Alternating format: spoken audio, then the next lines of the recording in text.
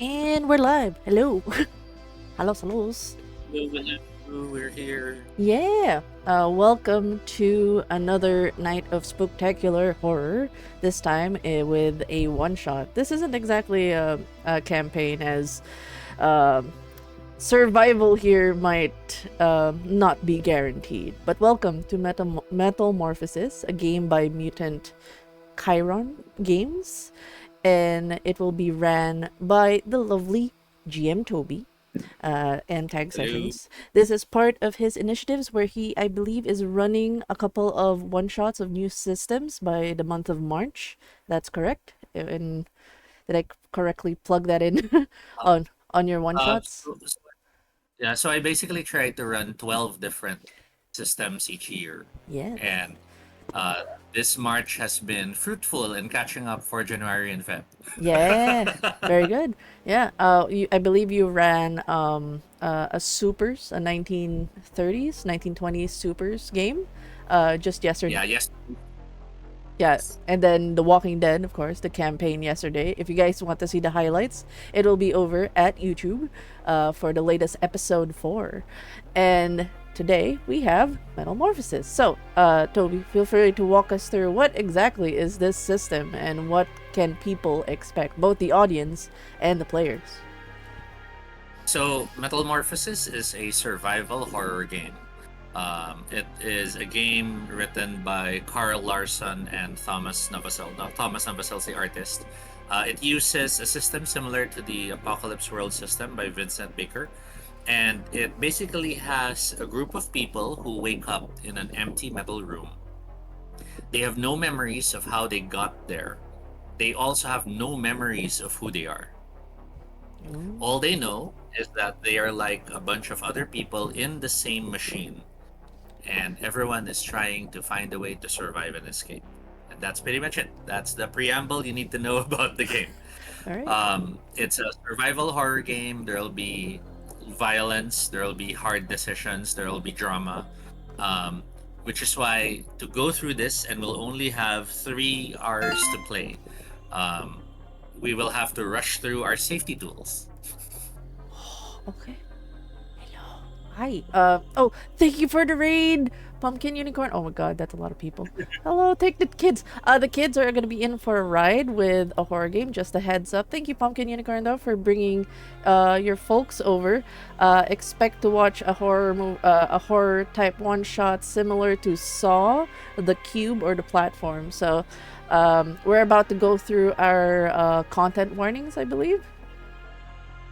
Yeah, so our safety page is on the Metal-Morphosis character keeper.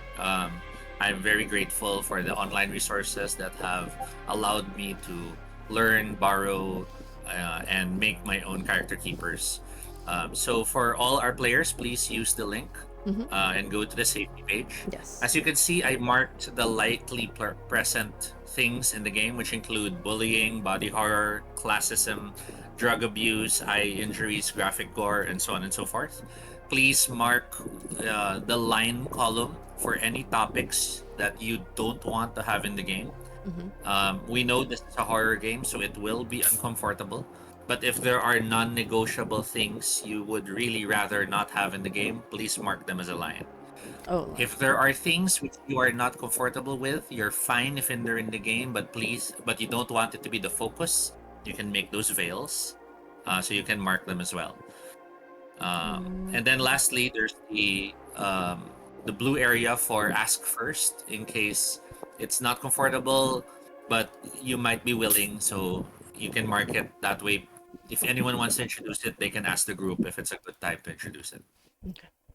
Uh, yeah. Everyone, yeah, go on. Yeah, no worries. I just marked yeah, I just marked a couple of things, but yeah, spiders is definitely a direct line. Nope. I mean, we're dealing with Mm. cybernetic horror, so I think I don't have to worry about spiders. Uh, so yeah, that's good.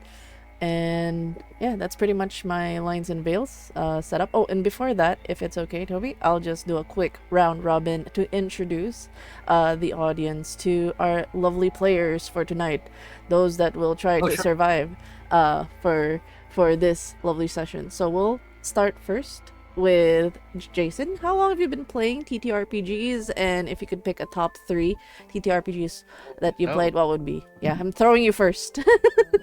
You first. yeah.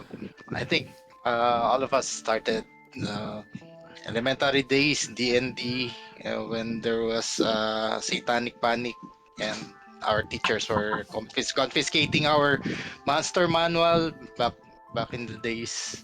Uh, there's that. Then I'm trying to explore other system now. Hence, I'm joining most of Toby's table sessions. Um, so we've been playing a lot of D&D as well pre-pandemic, and well after when the pandemic came, thanks to the internet that we have online sessions, and I it became an opportunity actually to try and join different games online. My top three probably, yeah, I played Call of Cthulhu, then um Mage Knight the Ascension, that's another one, Nice. and Tales from the Loop. Oh, that's Probably really those good. my current top three. Yep. Yeah. Those are really nice picks, especially when I heard Mage the Ascension, yes, and Call of Cthulhu. Love that. I've yet to play Tales of the Loop. Thank you for that introduction, Jason. And now we go to our next player. Patrick, introduce yourself. How long have you been playing TTRPGs and your top three? Oh, you're, I Oh, think. we can't hear you. Sorry, I forgot I'm on push to talk. It's okay, it's okay. So yeah. Hi, I am Patrick, and I've been playing TTRPG since 2018. So yeah, I'm fairly new. And the first tabletop game I've played is Dungeons and Dragons 5e. Um, my top three TTRPG would be uh, yeah, for now it's D&D, um, the Swede Savage Worlds Adventures, Nice. and Yes. the Seventh Sea. I think I played that with Sir Toby. Yes. Yes. Yes. Um, That's yeah. awesome. Uh, Yeah. yep. Yeah. You're good. I guess it is. Yeah. Yeah, that's good. That's good. Savage. I definitely know if it's Savage Worlds, it's got Arge written all over it. And we did have a fourth player tonight, but curse the power outage. But if ever they do catch up, there might be a chance they would join. But if not, they can join us in the next adventures. But Arge is definitely known for Savage Worlds, and of course, if you guys are curious about the 7th Sea, Toby actually did a TTRPG talks going through the crash course of the 7th Sea. You can see that over at the YouTube. I just have to plug what Toby has been talking about. He's talked a lot about TTRPGs, so we gotta plug that. And of course, there's me, Den Mother Plays. I play too many games. I don't have a problem. But if I had to pick a top three, definitely will have to go for Call of Cthulhu. Call of Cthulhu is a crowd favorite. Mage the Ascension. It's like, God damn it, Jason already has my list. And the next one would be either it's a toss up between Pendragon and Aliens. Aliens, I love the stress mechanic, and I love the tension that it brings. I've ran so many games about it. But Pendragon has a special place in my heart for that particular rolls when you roll for your passions and you fail and you can just immediately die from it. So it's pretty great. I love Pendragon for that. So that's it for the introductions for the players, and now we return and give the mic back to Toby to walk us through Metamorphosis. This will be our first time going through it. We don't know how the character gen goes, but he'll hold us by the hand and Yeah. probably And kick us. we should we should get through it in like 5 minutes. Yeah. So to go through safety real quick, please keep in mind the things marked in black should not be in the game as much as possible. Under romance options, please write the name of your name, the player name. Use the drop down to mark if you're okay with having romantic scenes or stories with fellow player characters or with NPCs. And then you could put the check on the I've seen this to sort of like sign it that you're done with filling this up. The preference area is if you said yes in any of the PC NPC sections, you could at least guide us if your character is straight, your character is homosexual, your character is fluid, whatever. But that way, at least if ever we do those scenes, we kind of hit it on the head correctly. um, Mm-hmm. so yeah, so that's a quick thing to go through. While you're going through that, I will just read out for the viewers. This is going to be like the movies such as Saw, Cube, and Platform. Humor and comedy will still be present, but they will be most likely in character and likely will touch on morbid and dark sources. Body horror is going to be very difficult to not be present in the game, so if you're squeamish about that, um, mute whenever you must. I guess is the best thing I can ask the listeners to do. Okay. So romance options. I see almost everyone has filled it up completely. I'm not sure if some are still typing in preferences. Because this is a game powered by the apocalypse, all dice rolls will be 2d6 dice rolls. It's just a question of what you will be adding to your dice roll. We can then, sorry, we also use other safety tools. We'll use the check-ins during scenes. We'll do thumbs up or thumbs down in case anything is very intense. If I get into a shouting match with Jason and I'm worried that it might be too real, I might be showing if it's an up or down thumb mark, and he can give a thumbs up to Kate. Keep going, keep yelling. Um, Likewise, we will use the X card. You can always make an X symbol on your camera or type X in the chat if you want the scene ongoing to stop immediately because it is not comfortable. Lastly, we are playing with an open table. If there's any reason that you need to leave the game, personal commitments, emergency at home, uh, delivery in front of the door, or whatever, you are free to leave. Even if it is more personal, maybe you don't feel comfortable, or maybe you realize the game's not for you. We will not hold it against you if you choose to leave. The game is just a game. Just be kind enough to leave a message so we know if you're coming back. And with that, that's our safety tools. We can continue now to character creation. And as I mentioned, this is a powered by the Apocalypse game, so the game will be rolling 2d6, and it's really just a question of what you will be adding to each dice roll. So if you look at your character sheet right now, there are 4 columns. Each of you, please grab a column and write your player name appropriately there. You will pardon that rather than the player colors, which I normally put up there, I chose skin tones to sort of represent your character. Oh, So if you want to be the darker skinned character, you get that column. can I want the yellow one? Cause just for visual, because it's just easier.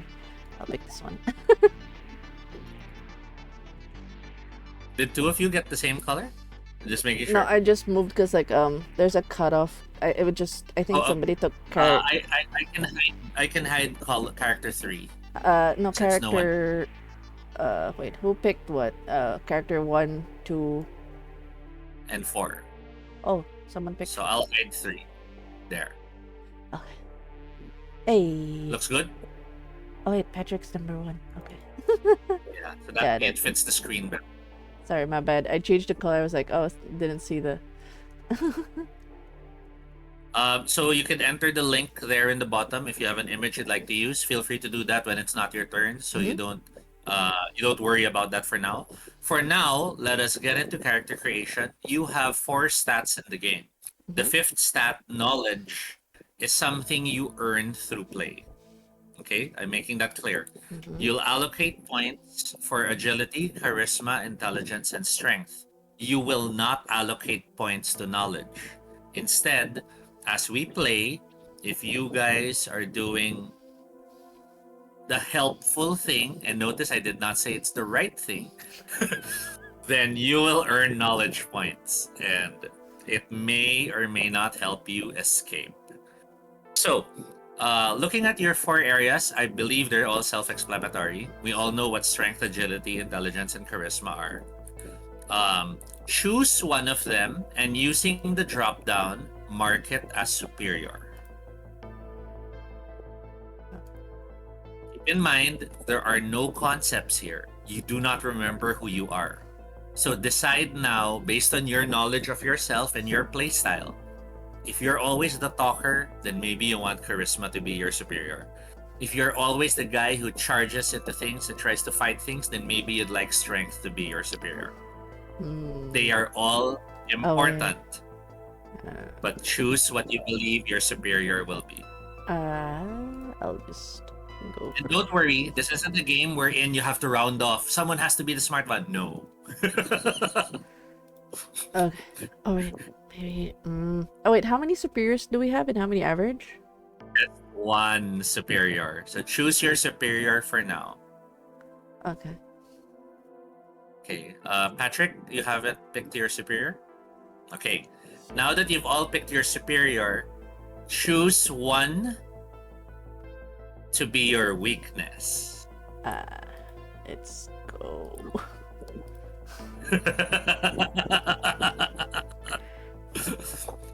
Like I said, 5-minute character creation. Okay, so we have our weakness marked out. The remaining become your average. And with that, you have your stats. Quick, right? Super quick. So clearly, the numbers are what you will apply to your dice roll. So if I have you roll, for example, agility, then Jason will be rolling 2d6 plus 2 because their agility is superior. Whereas Patrick will be rolling 2d6 with no modifiers because their agility is average. So is the dice roll system clear? So you'll also notice that means when you roll knowledge, you have no modifiers right now. Okay. With that, we now note that the character sheet shows you have 4 points of health. And then you have 2 slots for your hands. What you're holding in the left hand and what you're holding in the right hand. I see, I see. I'm afraid beyond the things in your left and right hand, you do not really have any things that you can carry with you. Your clothes, if you still have clothes, are in tatters. You don't really have functional pockets. None of you have bags or anything like that. Clear so far? Yes.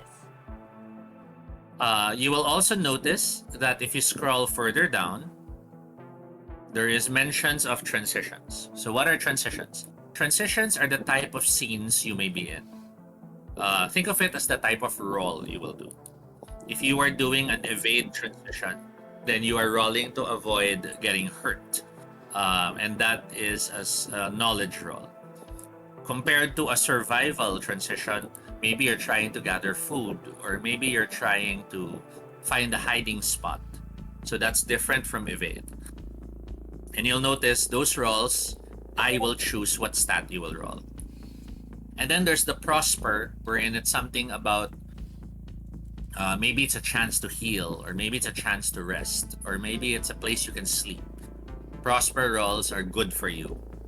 And I will still tell you what stat to roll. Clear so far? Yes. Items in your hands give you a +1 to your roll. So if you can find a use for an item you found, just state it and it gives you a +1. The lower part shows you assimilator results. We will discuss that when it happens. So now, feel free to think of a name. It doesn't have to be a full name. It can be just part of a name, or it can be just a fragment of a name. All right? The name can be, so Jason has Felix Locke. That's great. Patrick has Fyodor Taksimov. That's good. And then for each stat, now that you have your name, use the drop down to find an appropriate descriptor. You will notice that the descriptors are they have the category where they fall under. Whether they're weak, whether they're average, and the like. Okay. Mm. So each of the descriptor is specific to the attribute. So for Patrick, for example, under agility, use the drop down, choose one of the average descriptors there, and so on and so forth. Everyone, please choose now your descriptors for each one. Think of the descriptors as this is a better way to envision why your character has that stat. Mm. Right? So maybe your agility is weak because you're clumsy. Or maybe you're not clumsy, but unfortunately you're fat. So you don't move as fast as everyone else.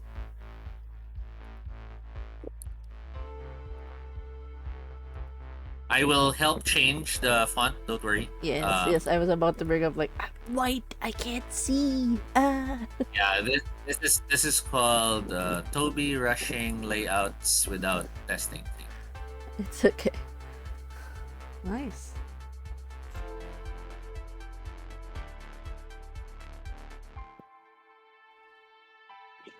Yeah. Keepers help online games move faster.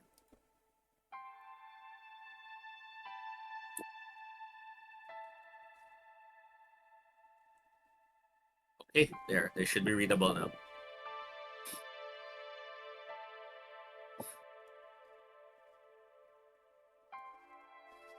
So what are descriptors for? They help you understand why you have that stat.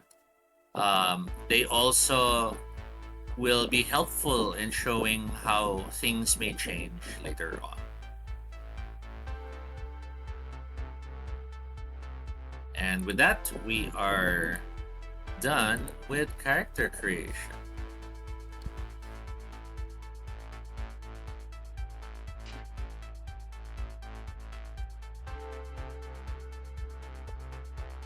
Sweet. Is everyone good to start? Yes. Do you need a 1 minute grab water, last bathroom check, or something like that? No. Just so in case people can't see too much on the screen, I'll just read over that. For Patrick, he chose Fyodor for observant, taciturn, contemplative, strong. That's for agility, charisma, intelligence, strength. For agility, for Felix Locke, it's precise. For charisma, it's blunt, intelligence, intuitive, strength is unhealthy. And for Mengbai, my character, agility is observant, charisma is comforting, intelligence is intuitive, and strength is also unhealthy. There's 2 unhealthy people. Yeah. Oh dear. Let's go. Part of me like want to swap it to old, just for like I could It's be not too late. Okay, I'll swap it as an old angry grandma. I can play with an old lady. Let's go. Let's go. I'll be grandma.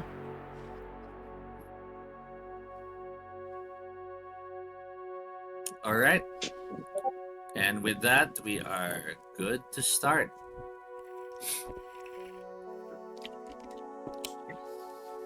Our scene opens with the sound of machinery. The constant churn of metal parts scraping against each other. The painful skull tearing sound of massive gears as they turn. The hiss and bubble of pumps and of tubes. Each of you find yourselves opening your eyes to the terrible sound, followed by the immense fear of realizing you are not home. You are not where you should be. And worse, that immediate fear of realizing, wait, I don't even know who I am. Fragments, that is all you have of your memories.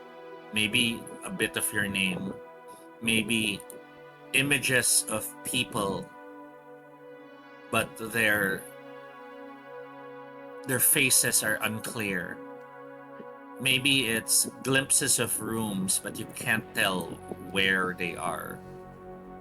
All you know is that now you are not where you're supposed to be. And where you are is a massive machine. A room that is a machine.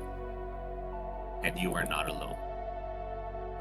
Glancing around, each of you see each other.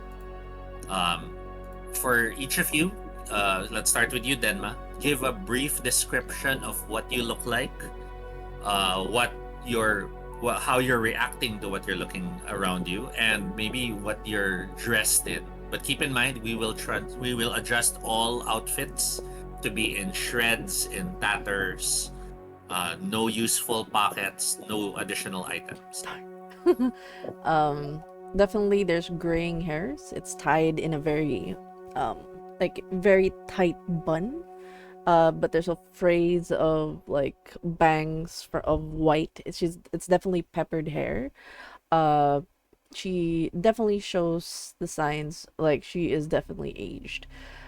She's probably, but like the kind of like graceful aging. There's still like crow's feet, a lot of wrinkles, but um still very much, like the Asian youthful glow in a sense. But you definitely know that she is old. She is wearing the baggy, like kind of like a pattern style of like it kind of looks like like a scrub suit, but not really. The one where it's the same pattern on the top and the pants, and it's very loose. But now it's like full of tatters and it looks dirtied. So that's what she looks like. And you turn and notice who? Uh, I will notice Jason's character. Okay, Jason, describe yourself. Yep. Felix is a middle-aged man. Um, he's quite slim, not skinny, not bulk as well. So he's just slim. Black hair, no facial hair. Average height about 5'9" probably. Um, the first thing he noticed when he uh, did he just woke up? Yes. Yeah. The first thing he noticed, he was bewildered and looking around. Where am I? That's his first reaction. But at the same time, he tried to observe the place. That instead of panicking, he tried to observe and analyze where they are. Okay. You notice the wires that are peering from some of the cracks. You notice there are multiple markings on the walls that look like doors, but then your eyes focus on the next person close to you. Patrick, would you describe your character?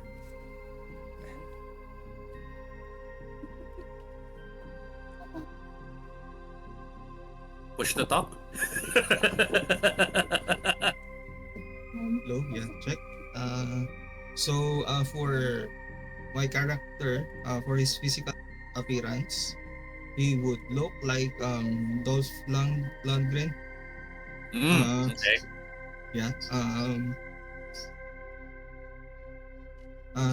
He looks yet dirty and all, but you can see from his body, uh, he's a bit fit, a bit older, um, and he's just down there sitting and observing, looking at the room and the others. How about clothes? Are you wearing anything that may have suggested where you were from or what you were doing? Um, his clothes, yeah, tattered, but it's obvious that he was wearing some sort of fatigue or uh, camouflage, Military um, colors. yeah, military colors. That's awesome. As the three of you start surveying the room and looking around at each other, a fourth person is seen in the room. The three of you turn to that fourth person. You see a remarkable specimen of a man. Broad shoulders, um, um, well developed muscle structure, hairy forearms. His hair's trimmed nicely, kept behind his ears. The guy is staring at the wall, and the only thing he's wearing is a pair of boxers, these boxer briefs. He turns and sees the three of you and mutters, "Damn, I didn't even realize there's more of you. Did you guys just get shunted here? Who are you? You just arrived, didn't you?" As he takes a step forward to approach the three of you, his step depresses something on the ground. A panel sinks down, and before he could say anything except shit, a massive column of machinery descends from the ceiling, Oh god. and you don't see him anymore. Is there like a cool roll or like calm roll? We just saw somebody get murdered. Nope. Roll We sun. can assume you're all screaming right now. "Ah!" And upon seeing that, you all freeze as you're staring at the floor. You know, in your mind, it's all racing. He stepped on something. He triggered something. What the? Is he dead? And the wall is still down. That damn column that descended is still there. At the edges of that and the floor, you do see some red bubbling liquid. Oh no, I instinctively I go Oh, behind the biggest person and be like, what is that? What is that? What is the meaning of this? Biggest person looking at the stats would be the one with superior strength. You hurry to Fyodor. Yeah. And as you hurry behind Fyodor, you see the old woman come to hide behind you. Do you let her? Do you keep her back? Sorry, press to talk. So I just let her Okay, thank you. go to me, and Oh god. I'm just trying to observe more of the room, looking at the floor. You see the bubbling red blood is now following what seems to be small fissures on the floor, and it's all now flowing towards a certain area where the floor has 4 holes, like a drain, and the blood's pouring down into that drain. Felix, you hear a hissing sound close to you, and the wall beside you has swiveled open. Sort of like a camera opening. The thing opens in a round-like manner, and you see what looks like a doorway. Unless it's not a door. And can we see what's on the other side of the doorway? Yes, peering through, past the steam and the occasional shadows flickering from above, you see a corridor, and you see 3 people running suddenly past that opening down the corridor. This way, this way! I know this. I've went through this, and they're past you. So if you wanna chase after them, you'll have to act now.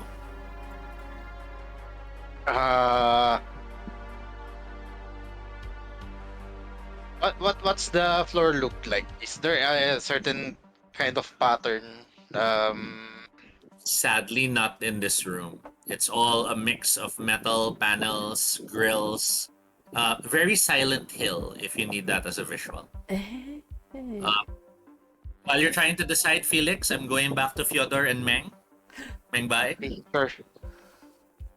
Yes. You see the opening where Felix is staring at? You see the column that had descended? Do you try looking around the room more? Do you get out of this room? I I will do the typical horror movie trope, and I'm assuming that Fyodor is a young man person or much younger than me. I go, it's like the energy of Iho, alisa tayo. Let's go. Let's leave.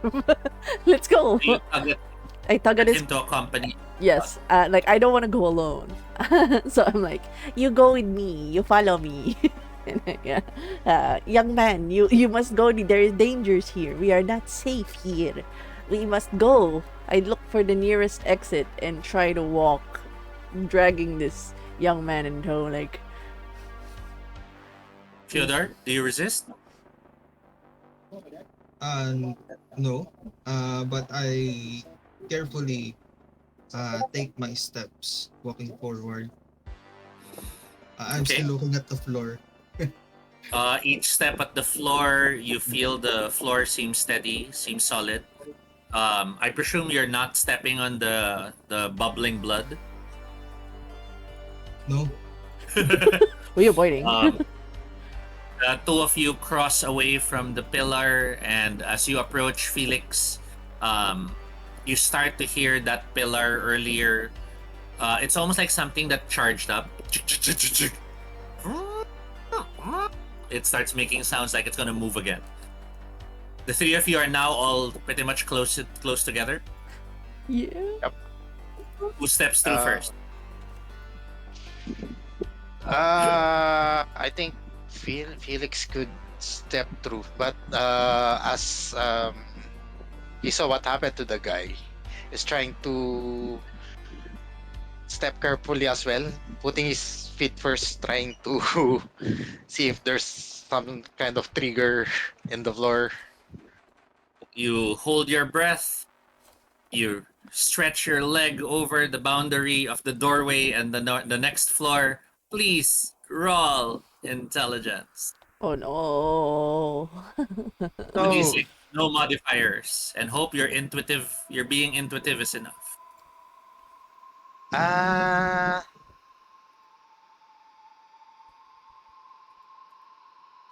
how do you know if it's a success or what? Oh, sorry. Powered by the Apocalypse. Typically, a roll of Or an 10, 10 and above is good. 7 to 9 is a questionable roll. Six down. maybe.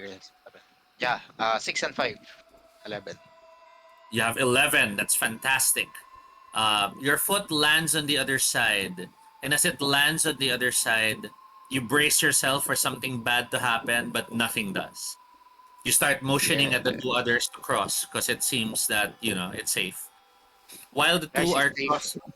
while the two are crossing over, however, Felix, you notice that as you as you bring your second foot across as well, so now you're fully standing in the corridor. A panel directly in front of you swivels open, and I need you to roll.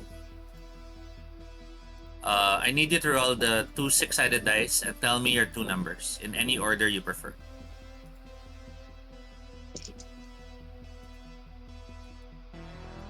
6 and a 3. You are staring at a machine inside basically a panel opens a hollow. The hollow is around let's say the size of a hand carry bag, Okay. and inside you see a machine. It's hard to tell what it is until you pull it out, but it's roughly a box shaped machine. I'll let you think about it. I'll get back to you. Fyodor and Mingbai, the two of you are in the corridor. To the left side, you see three people who are right now at the end of the corridor, and you could hear them. Come on, you have to know the combination. And you can hear the other guy. I'm trying to remember. Shut up! And he's pressing the buttons. The third person in that group has seen the three of you, and oh my god, are you guys new? Have you been lost here before? I motion Fyodor. We follow them. Where there is numbers, it is good. There is power in numbers. Let us go. I'm just like, and I go, we just got here. What is going on? That somebody just died. Somebody just dropped and got turned into a pancake. What is going on here? We're all stuck in the machine, but there've been some we've found, and they told us there's a way out. We don't know if it's true. You can come with us if you want. There might be strength in numbers. Yes, And you yes. see the guy who appears pressing the buttons. Damn it! Why can't I remember? I agree with this. Do you agree with this, Fyodor? Do we join these people? They seem to know what to do. Do we take the other one? I point back at Felix. Do we try to take him? We bring him here. Do you know the man, the Iho over there? The woman looks at you, looks at the one you're pointing at. No, I'm sorry. I woke up an hour ago, and I'm still really new to all this. Okay. It's okay. We do not know everything, but as long as we are together, should be more heads. More heads to get us out of this. Fyodor? Yeah, Fyodor, you see the guy who's trying to remember the numbers, and he's struggling 6 digits. It was 6 digits. As he's trying the numbers and he's mouthing it out, I need you to roll intelligence.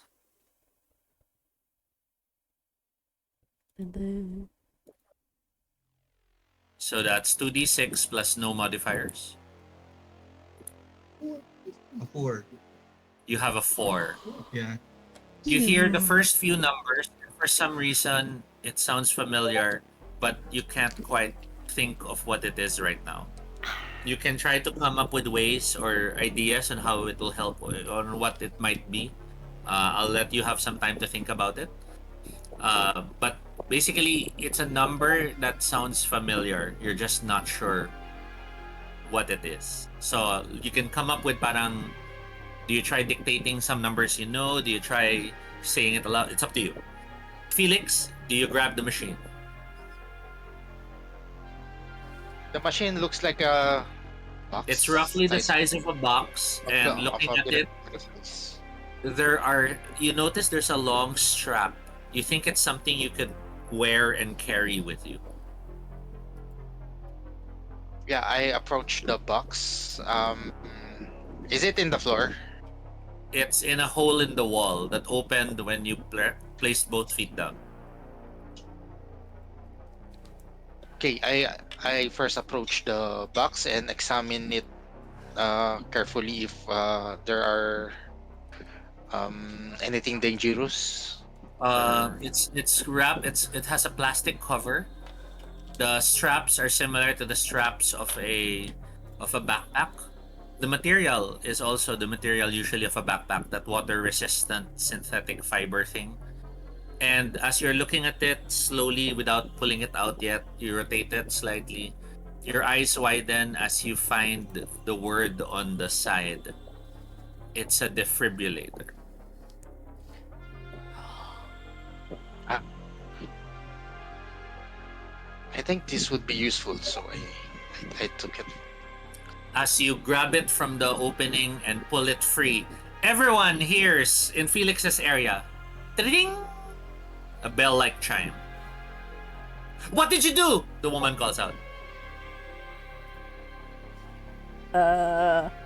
Yes, what did he do? Squints. The guy who was on the machine turns. Did you touch something? I I look at them while holding the bag. I took this. The other woman sees you. That's that thing for when the heart stops. She suddenly holds her head. I think I used to use that. I think I used that at work or something. you are a nurse, very good. Or doctor? Very good, very good. She looks at you. Doctor. Yes, I think I was a doctor. Was I? It's so hard to remember right now. Did you do something? The other woman asks. Why did that bell sound happen? I mean, I'm sorry, that sounded like a power up when I'm playing with my computer. I play on the computer. You see her trying to wrap her head around these memories that are slowly surfacing. I just took this one. I didn't do anything different. Do you approach the group or do you stay where you are? I think I'll approach the group.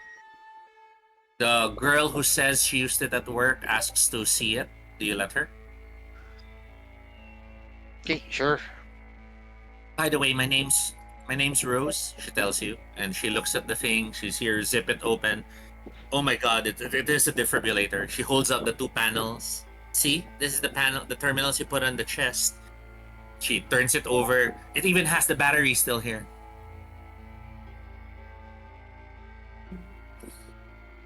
So what's your name? I'm Felix. That's all what I can remember. She reaches to shake your hand and she admits, I don't remember my name. But she shows you, and the shirt she's wearing, it's a rose on the chest. Nah, slightly torn up, but it's a t shirt with a rose design. Fyodor, the number, it's nagging in your head. What number do you think it is? Um, he was trying to remember on where he saw the numbers. Um, You've and seen he's this number many times. You just can't remember where or on what. It's a significant number to you. um All 8 digits. 8 digits. Okay. Um, it would probably be his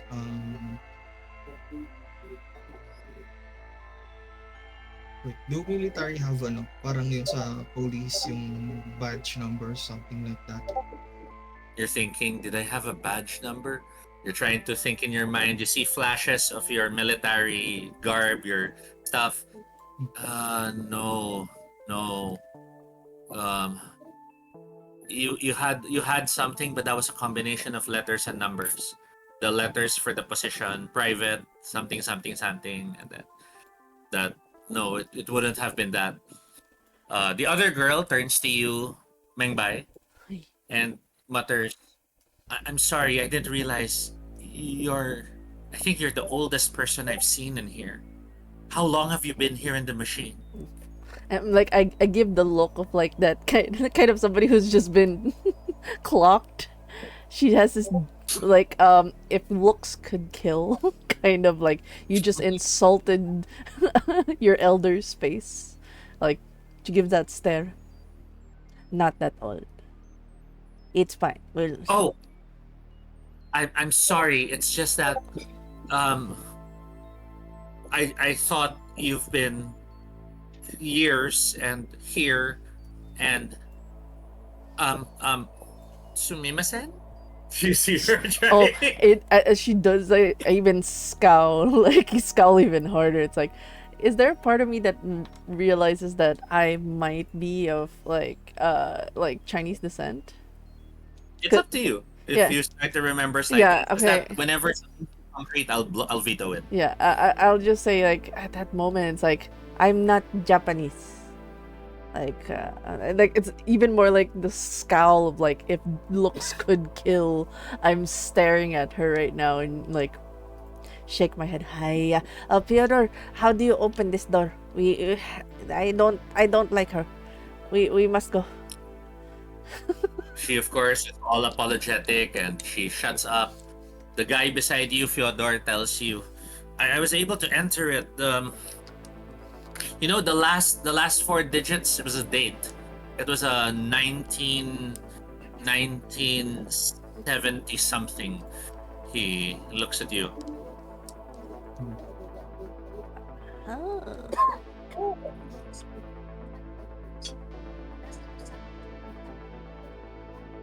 Is it the year of the dragon? 1976. The girl beside you, of course. Dragons are important in your culture? Yes, especially that one, fire dragon. It's very, very Rose, important. of course. Maybe we should stick together with the others. Um, Bobby said that he was able to get through this door before, and he remembers finding a room that was filled with vegetables, like some sort of hydro something garden. Sorry, who's Bobby? She Felix points to the asks. big guy by the door beside one of the guys you woke up with. Fyodor, do you have an idea of what the numbers might be? If it contains a year or a date? Uh, could it be your birth year? Bobby looks at you. No, I'm not that old. I mean, given the date, he gives the year, and you realize that's you think that's your age. Uh, okay. Then try mine. You input your birthday. As the digits go in, you hear the same chime. Ta-da-ding! Everyone stares as the door swings open. Bobby turns to look at you. Dude, on the first try? What did you guess? My birth year. Oh. What year are you? And do I get to hear what year it is? Do I get to clock in what year he put? You mentioned Dolph Lundgren, so it's like probably 1960 something. 1960s. 1960. Rat, it's okay. It's okay. Good number. It's alright. You all move to the next room. And as you move to the next room, Felix, don't forget to write that you have the defibrillator in one of Yes. your hands. Please mark Ah, which okay, hand. okay. Doesn't it have a strap Strap. to, Yes. But, or you just know, a strap to carry? even with the strap, you still kind of use one hand to keep it One from hand to. swinging around. And Okay, okay, okay. everyone, please mark your knowledge. Gain 1 point. Okay, nice. Nice. You're Nice. slowly character- gaining knowledge of the machine. Of character, are we? Do we have amnesia, or we just lose our recent memories? You have uh you have long-term amnesia, so you can't remember everything about yourselves. Just like So you can me. roleplay that you think you remember having a family, or you can roleplay um Samantha. One of them was named Samantha. Who? I can't remember who. It was an important name. That you can feel free to make that up as you want. Okay. Okay, sure. Is it possible? I know that it's under agility, but it says observant. As we're moving, is it okay? Like, there's this instinct for me as we go to this room. Like, it's as if my body remembers that we're walking a bit more quieter here, and I'm even startled at myself why I'm paced, and I'm like gripping tightly to Fjordir as I'm like, as we enter this room, I'm making sure that the footsteps I'm making isn't making sound with the metal. Like, I'm trying to be as light as possible. And I look That's good. confused. I'll let you therefore roll 2d6 plus knowledge Okay. as you notice the quietness of this area as you walk into it. Okay. I got a 5 and a 2. Plus 1, it's 8. So mixed success. And as you enter this chamber, it is not the hydroponic garden as Bobby was hoping it would be. Instead, the group finds that the door ends immediately in a small platform. The platform progresses into steps, but the rest of the room is oil. Black oil. It covers the walls, it covers the rest of the floor, and approximately maybe 20-30 feet ahead, you see the steps again, and then a similar door to leave the room like the one you're at right now. Okay. I will tell my apprehension to the group. We must, like, the room's too quiet. There's like this nervousness from the old lady as something about this room is giving her a sense of dread. She goes, don't be noisy, don't be quiet, keep your footsteps light. Don't make noise. careful. The others look at you. Rose nods. Bobby shows the I'll zip my mouth motion. And of course, the other girl, guys, she's telling us to be quiet, not to make any noise. She's so dead. She's so dead. I'm gonna stare at her like, ay nako. It's like, and then There's always that one person who thinks they'll help all Asians this way. um, With the oil falling down the wall, oozing down the walls, with the oil filling the floor. Does anyone want to choose to head back out the way they came, or does anyone want to be the first one to try a risk and do something? And I'm assuming everyone's being quiet right now. yeah, I will push Fyodor. Like, find another exit. I don't want to be here. Like, you feel the, like that grip from, like that tight grip of like, you must do something. Get us out of here. Um,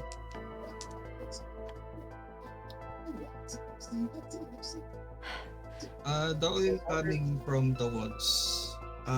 Does it look like it's filling up the room? Oh, that's a good observation. That's a very good observation. Please roll. You can roll either agility or intelligence. Agility can be represented as, you walk to the side, you look at the level, and then you walk to the other side, you're trying to see if it has moved. Intelligence, you're just, eye focused on an area. Yeah, probably agility. But either way, there's no modifier. Yeah. You're average in both. I'm so sorry. Oh no, a 6. You stare. You try to see if the level is moving. You realize, no, it is not rising. So the room is not filling with oil, thankfully. A drop, however, falls from somewhere in the ceiling, and as it hits your shoulder, you realize it sizzles. Please lose 1 health point.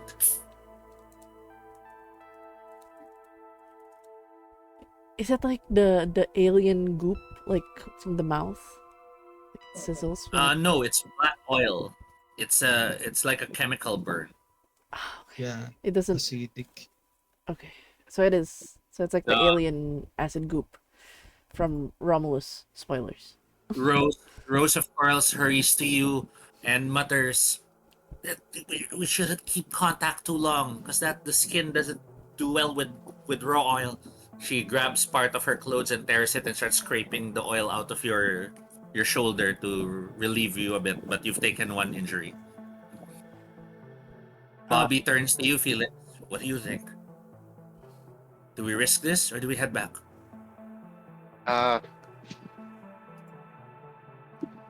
Actually, I don't know. As Felix looks back at the room, can Felix see any other exit at the other side of that room, or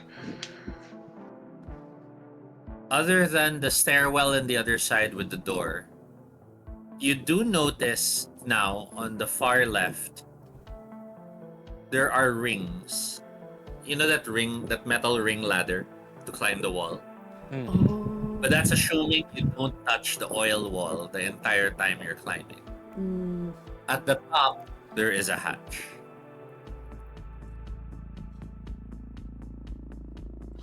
Rose, of course, turns to you, Mengbai. When I was here an hour ago, there was a room that had all these triangular shapes, and every time a person moved, the shapes would change position. oh. This one's relatively calmer. I see. I tell her, okay, you go check down the stairwell, see if there's an exit down there. Rose looks at you and nods. The other girl turns to Rose. Oh, she's asking you to check the exit down there. You check as well. Saying that You check as well. Rose stares at her and goes on. The girl looks at you and smiles. See, Auntie, I'm trying to be helpful. Yeah, you go with her. Buddy system. Don't leave her alone. Oh, no, Auntie, I'm not her buddy. Who's I'm your buddy. No, this is my buddy. I point at Fyodor. I'm taken. Bobby turns to the two of them. I'm sorry, were you talking about me? No. Go. Bobby. She said buddy, not Bobby. Uh, You silly man. I point. One of you go with her. I point towards Rose. Like, point. Go with her. Don't let her go alone to check for exit. The girl heads to follow Rose. Fyodor, Felix, what are you two doing? I'm conversing with Bobby. Could uh how how long have you been here, and where did we saw you earlier running from the other side of the corridor? What are you running from? Oh, some sort of metallic jellyfish. It was stalking us for almost 2 rooms. Alec jellyfish? Like Me. it was like some sort of contraption. It was connected to the ceiling, and it kept approaching us with these tentacles. I'm sorry, it's been 2 days and I haven't had any sleep. But there was this guy I met. He was quite well built. He had a lizard tattoo on his back, and he said he found the way out. That he found the code word, but he ran ahead and we weren't able to catch up with him. He was in boxer shorts. Oh, you mean I think he's dead. Oh no. No, it can't be that. Found the code word. He knows the way out. We just met a man at the other side of the room, and he got squished by column. I'm sorry. Squished. Early. He worriedly stares at you as he tries to parang illustrate. Yeah. And you, not Fyodor? like it's a drug. And you, Fyodor? The oil is not moving in levels. At least you know that's safe. Felix is talking to Bobby. They haven't chosen what to do next. You've noticed the levels are steady, so at least that's safe. But you burned yourself when one of the droplets hit you. What do you try to do now? Though I see the ladder, the ring ladders that mentioned to Felix. Try climbing up. Yeah, I try climbing up. Motioning to the others, you point to the ladder and you start climbing up the ladder. Roll strength. Okay.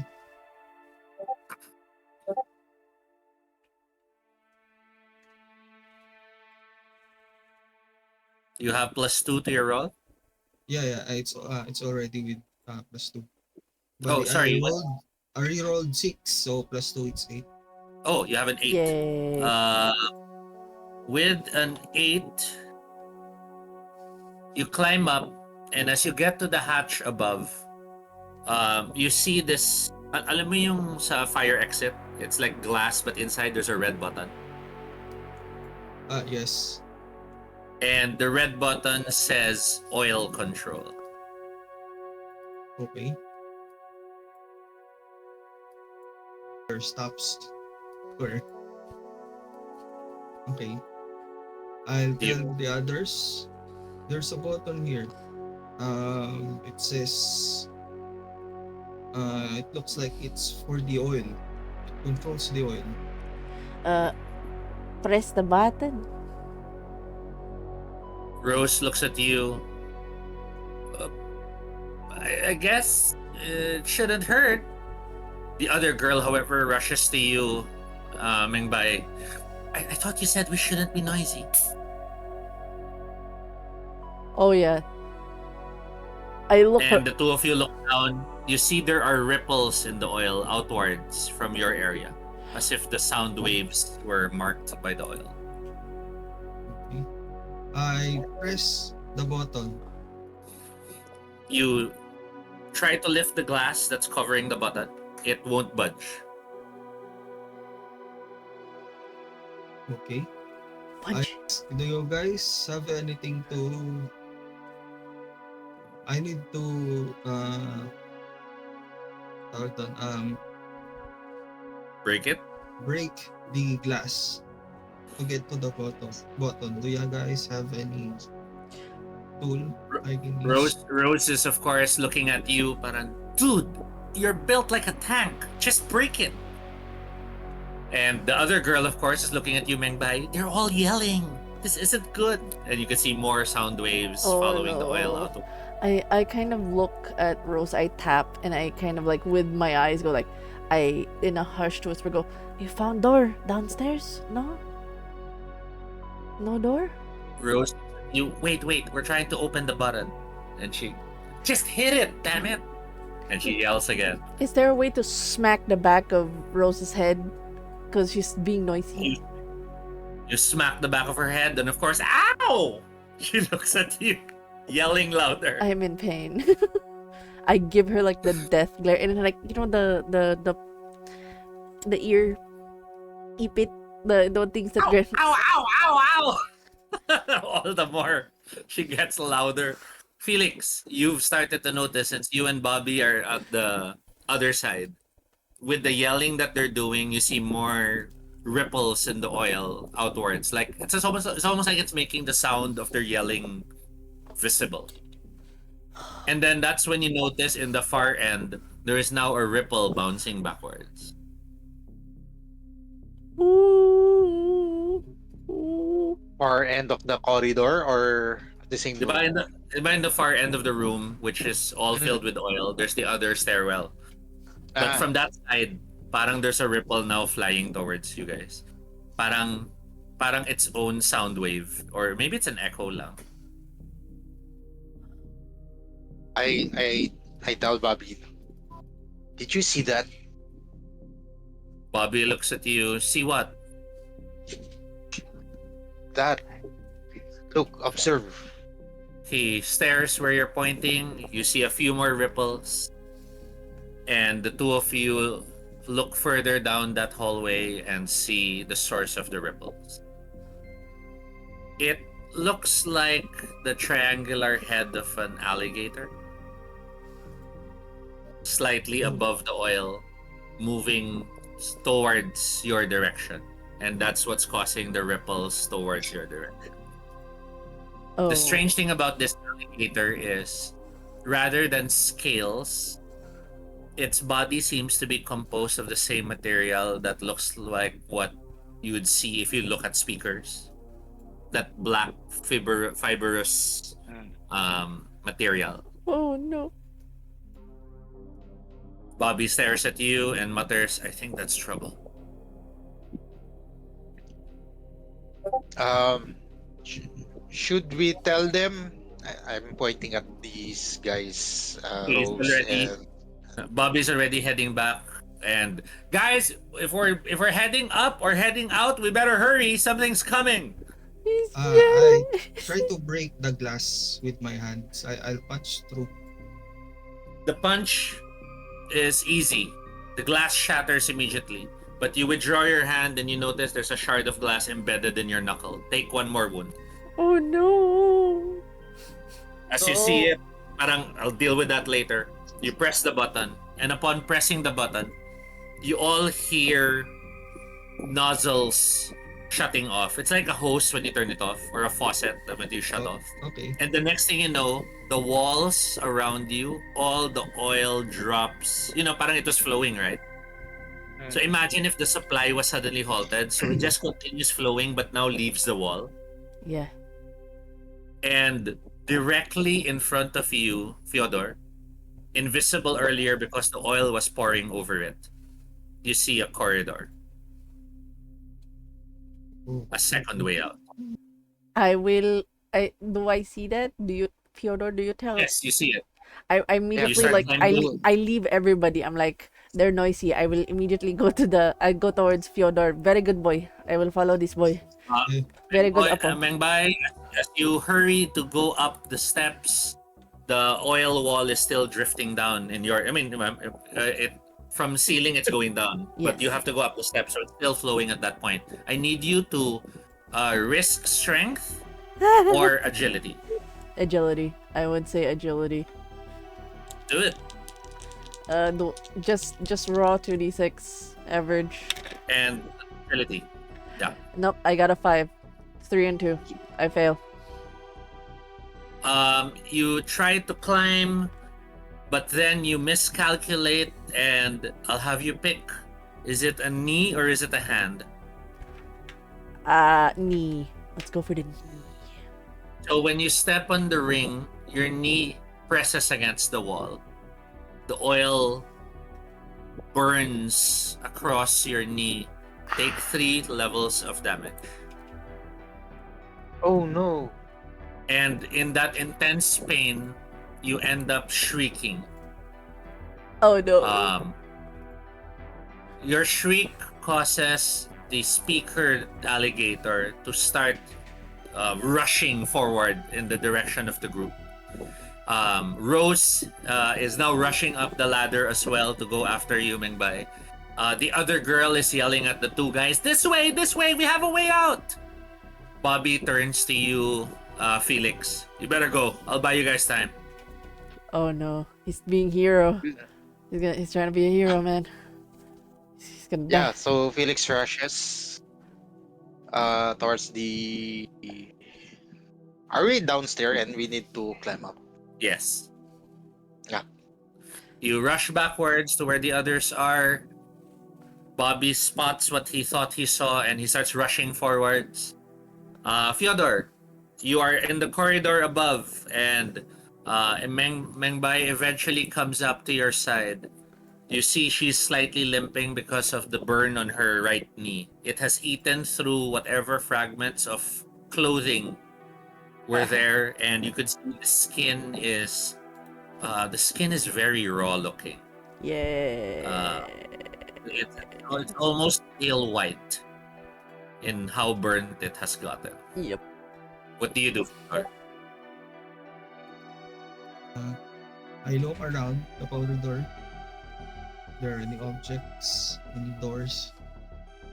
Smart boy. Turning, you see a panel that slides open. And as it slides open, give me the 2 numbers. Roll 2 dice.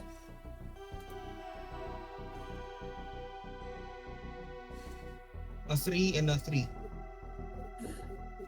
You're staring at an orange, tightly packed package. It's wrapped in shiny plastic, and it's approximately the size of an LP. Alam mo yung LP, the record. Yeah. But it's like this. It's like a very thick pizza box. Okay. You get it? Yeah. You reach to get it, and as you pull it free from the hole it's in, you hear it ta-ching! You're staring at the package and your eyes widen. Please write down in one of your equipment slots, hazmat suit. Yay! Let's go! And as you get the hazmat suit, Felix, you rush to the stairwell. Other girl is still climbing up because Rose is still on almost up, and the other girl is hurry up, Rose, and she's just started climbing up. You're at the foot of the steps, and you see Bobby. The alligator thing has reared up to bite at Bobby. It's a triangular head like an alligator, but the rest of the body is almost like a mass of small legs. Imagine if you gathered a bunch of wire together, but then the wire had cloth pins. Mm-hmm. Those pins, imagine them to be legs. That's what it looks like, a mass of legs. As it snaps at Bobby, he jumps to the side, landing on the ground where the oil used to be. It seems even the oil in the floor had subsided. And you see he has grabbed what he noticed earlier. It's a sledgehammer. Let's go. He's trying to lift the sledgehammer before the thing attacks him again. Um, I'll try to. How far is Bobby from the bottom of the stairs? Can I just leap up and help Bobby on? You'll have to run back. It's a bit It's at the away. other end, no? Yes, you'll have to. Well, it's at the other end of this platform, so it's runnable, but it's not within arm's reach. Do you run back for him or leave him? Hard choices. Parang isang araw lang.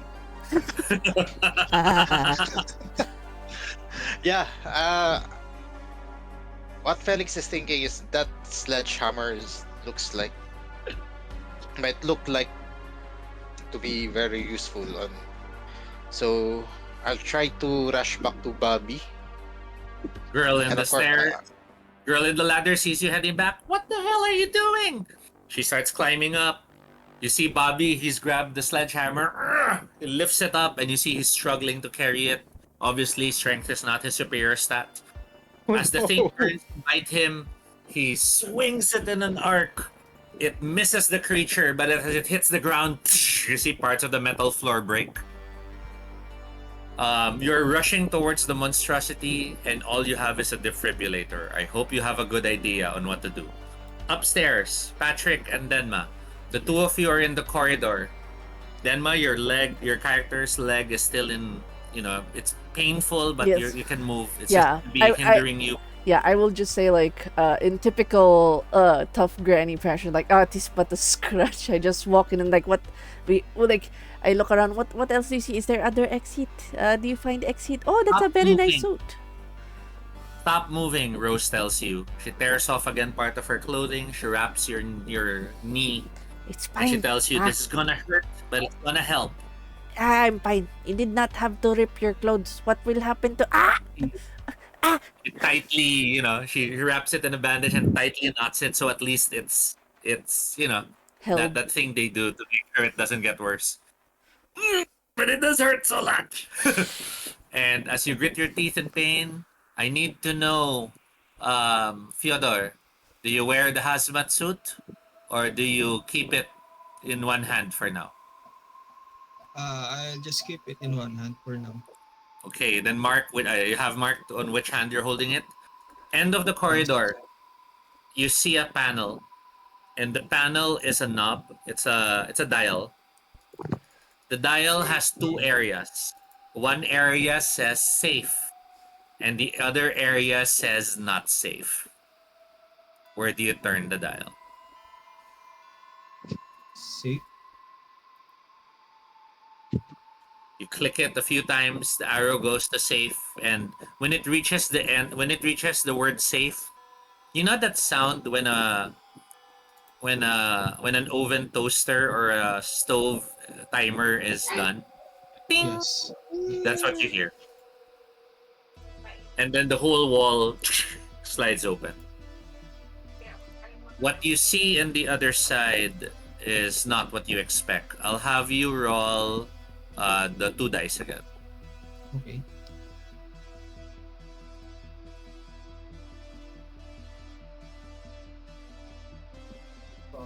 A 5. 5? Yes. Okay. What opens before you is a place that seems to be a source of steam. You feel a lot of heat crawling out from the room.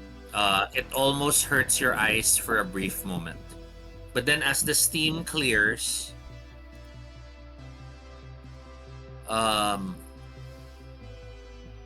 it looks like a what you call this? It's like the steam pipes in an old school. Corridors with there's big pipes, there's small pipes. They're like mostly on the ceiling, and then occasionally there's water dripping. Does the water dripping look like it's hot? You're watching the waters, it hits the floor. You don't see any sizzle, you don't see any smoke. Step through. Can I try first reaching towards the room with my hand? See if the temperature is It, higher. it's definitely warmer. It's definitely, it's steam room. So it may pagka-sauna. Okay. And when a droplet hits your hand, nothing. I'll wear my hazmat suit just to You be start safe. Before you start wearing the suit. Erase it from you can erase it from the equipment later. Kumbaga, sorry, you can keep it there, but we can assume you're not holding anything. Jumping back to you, Felix, and I'm assuming Mengbei, you're making your way towards that opening with the others. I'll just finalize things with Felix first. You are rushing towards the mouth. How do you deal with the mouth? Um, Or are you not dealing with the mouth? Are you just hoping to grab the sledgehammer? yeah, actually, I'm going for the sledgehammer, and hopefully, when the situation is favorable, I could use it to the alligator, perhaps. So are you doing this also while helping Bobby, or you don't care about Bobby? You just want to get the sledgehammer? Wait, isn't the sledgehammer with Bobby right now? Yes. Ah, And parang you're Bobby rushing and to them, right? then I'm rushing to them. Of course, I'll go to Bobby first. Bobby, get Rushing, up, get up. helping him to his feet. The monstrosity tries to snap at the two of you again. This time, um, Bobby tries to pull the sledgehammer, but he's obviously not strong enough to carry it. And you worry if you're strong enough to carry it as well.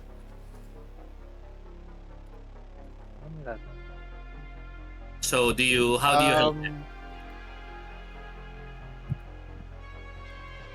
so I carry him at parang ano, I try to carry him with with his arms around me.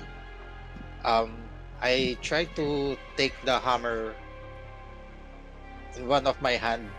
Can I carry it, or is it really that heavy? Well, sledgehammers by their nature are quite heavy. Um, they are not. They're not as light as normal hammers. They're pretty much really heavy blocks um, of metal and stone. Given your character also is weak, I don't think Yeah, you can carry the sledgehammer with one hand. kind But of I it's think pamakakati. yes, I think though you can help Bobby lift it, and the two of you can work together to hit the thing. Yeah, You- I'll You'll go. try that. I'll go with that. I'll try that. Okay. So roll strength. Thanks to the fact you're helping each other, it's considered average rather than weak. So no penalty, but no bonus. Okay.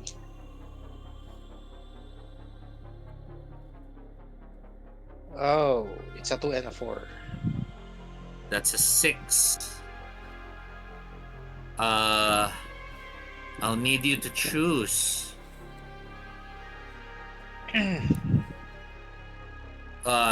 You take damage or you lose Bobby. Not Bobby. Good. Uh, Sorry, Bobby.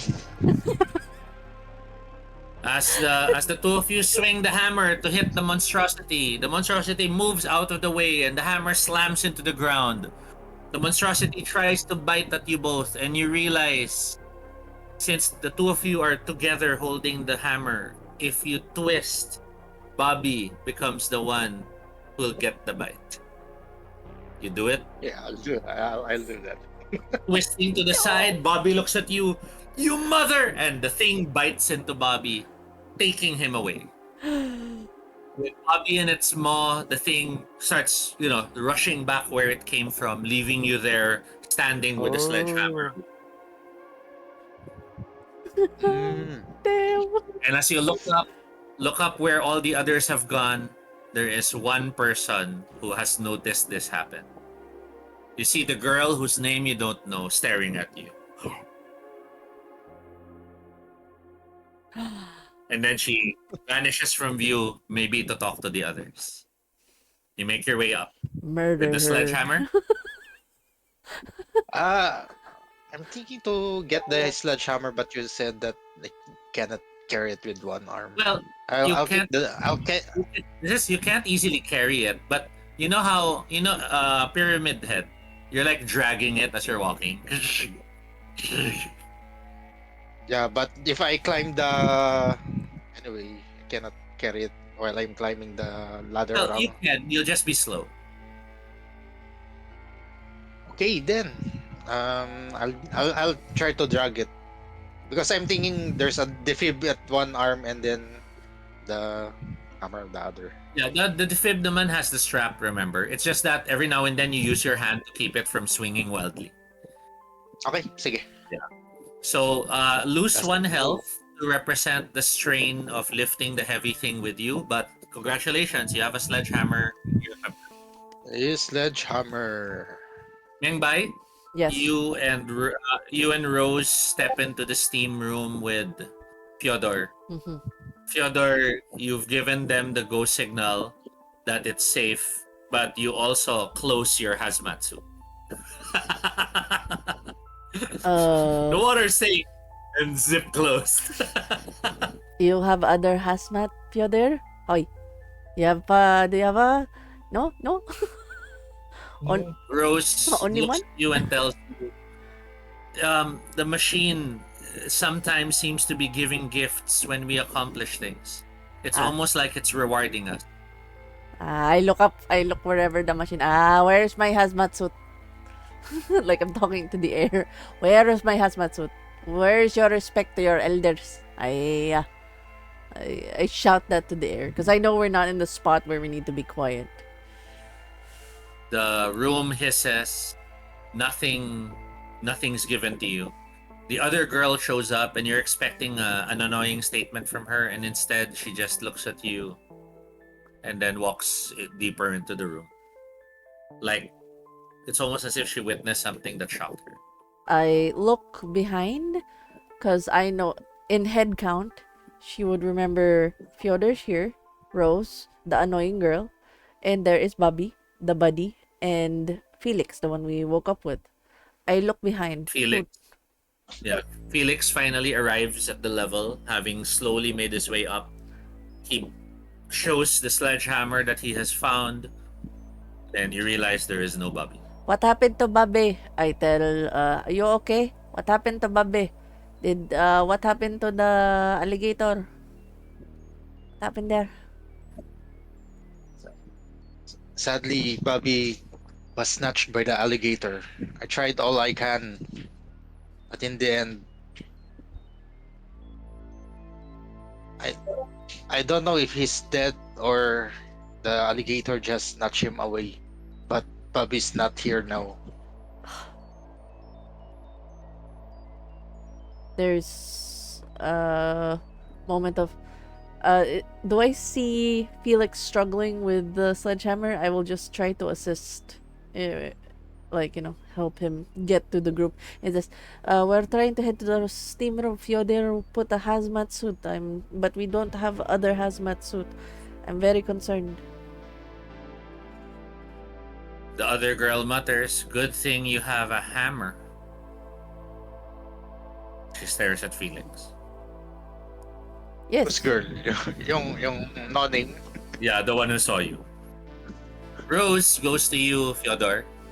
Where do you think we go now? You realize she's almost treating you like Bobby was. Parang, wala, you're in charge now to choose where to go. There is a general forward direction. There is a corridor seemingly to the east.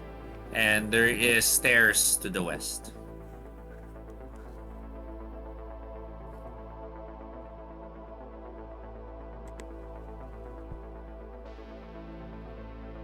Wait, push stop. Oh, we can't hear you. okay. Stairs and a corridor ba? So you can go straight deeper into the steam area. You could go east. There seems to be a corridor, and it might lead to another door kagad. And then sa west, there's a staircase leading further up.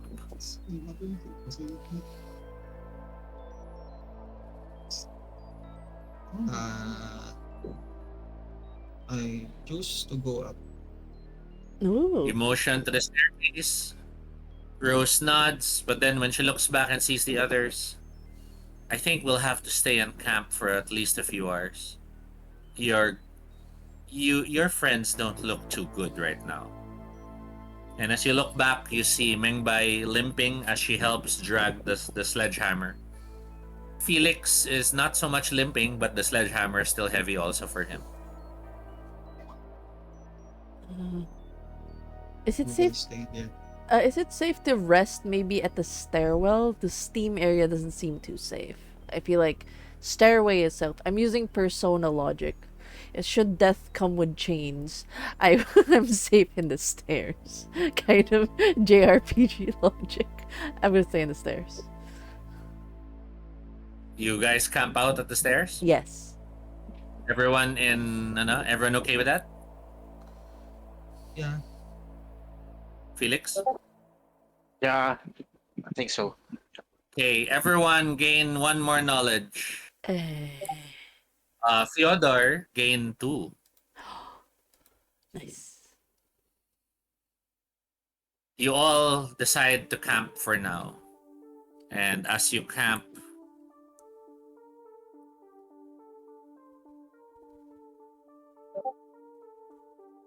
one moment, just adjusting my notes.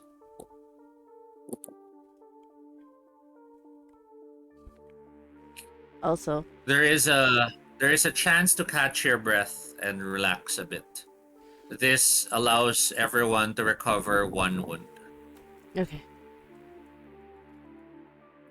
As you camp out here in the steam room, you could hear the the rumblings of the machine, the heavy sounds of metal scraping against metal. There's a dreadfulness to how the sound happens. Um, you actually feel the entire room trembling, almost suggesting that rooms themselves might be moving to different locations. But this is also a chance to talk to the two women who have been here longer, perhaps to get more knowledge about the machine. Rose turns to you, Felix. Did Bobby, was he in pain?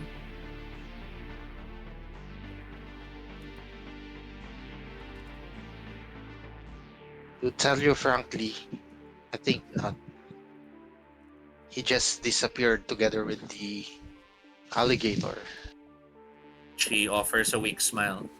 Bobby saved my life. When I first woke here in the machine, I was hanging upside down. I was entangled in some wires, and he showed up and he started cutting me free. I didn't even know who he was, and there he was already trying to help. I guess it makes sense that he would die trying to save someone else's life again. Bobby saved us all. She Don't think. She reaches her arms out to see if you're willing to hug it out.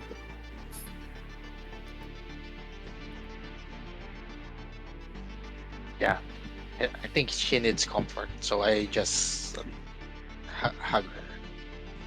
As you give her a tight hug, you feel that there's at least some level of sense to what's going on. On the other hand, Mengbai, you notice annoying girl is just staring at Felix and Rose. You're not sure if she's jealous or if it's something else.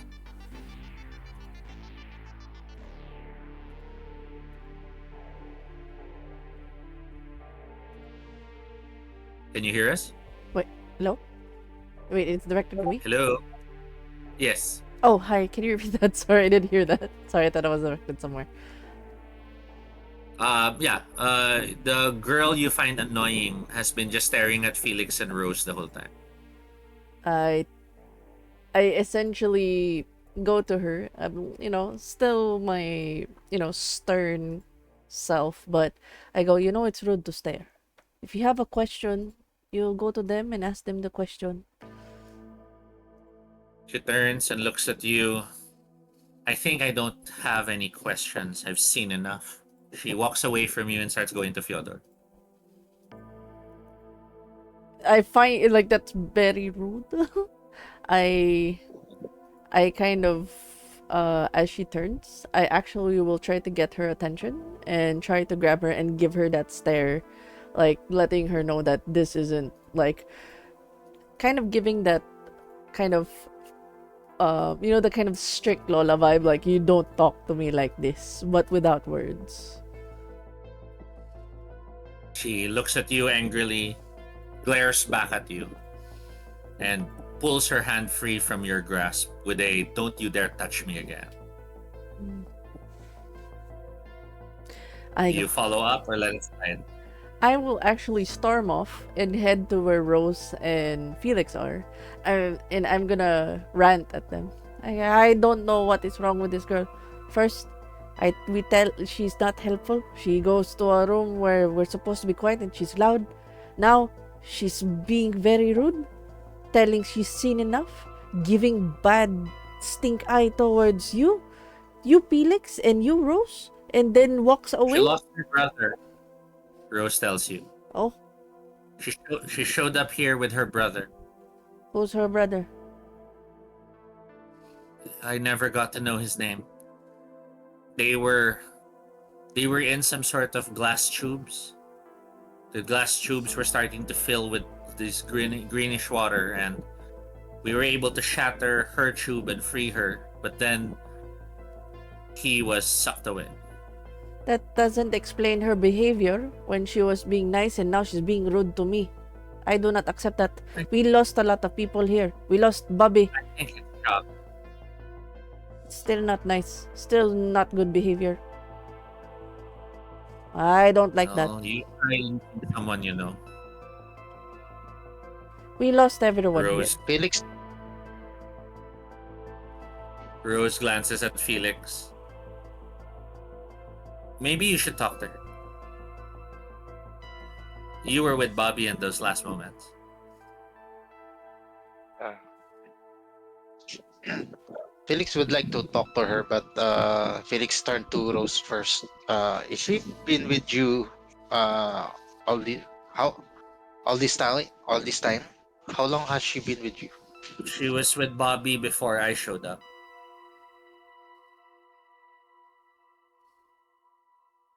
So that that presumes that she has been with Bobby longer. She nods. Uh, okay then Felix turned to walks towards the unnamed girl. Mm-hmm. Rose turns to you, Mengbai. I'm sorry, I snapped at you. It's just you guys are new and you don't know Bobby the way we do. That's no excuse for behavior. I know the guy. You know what? I won't talk to you if you're going to be that way. I'm trying to be sensible here. But you're just because you're older doesn't mean you know how the world works. Says, no one in my generation would ever try to talk to older people like that. You were loud when you were told to be quiet. Everyone was yelling. You know what? You can find your way in the machine on your own. Rose heads to join the others. Fine. There you go. Fine. Because like there's But you still this. stay there. There's a Lola mo like fine. Goes looks at Felix and goes, this. I'm assuming he's like, does he look older or is he like young as well? He For left Felix. her, he went to another girl. Ano? So Oh, because of that, I will do the horror trope. Okay, the player, it's not the character. It's the, like, player character separation. Because of that, she's gonna start walking up the stairs and leave the others. Fine, I will Okay, find that's it myself. we'll cut to you, Fyodor. You've noticed something on the hazmat suit, and it's making you feel very uneasy. Oh, what? On the What? sleeve, there is some stitching, and as you studied the stitching, you realized it is your name.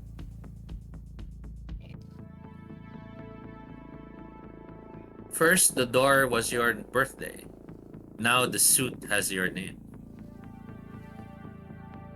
Oh, What?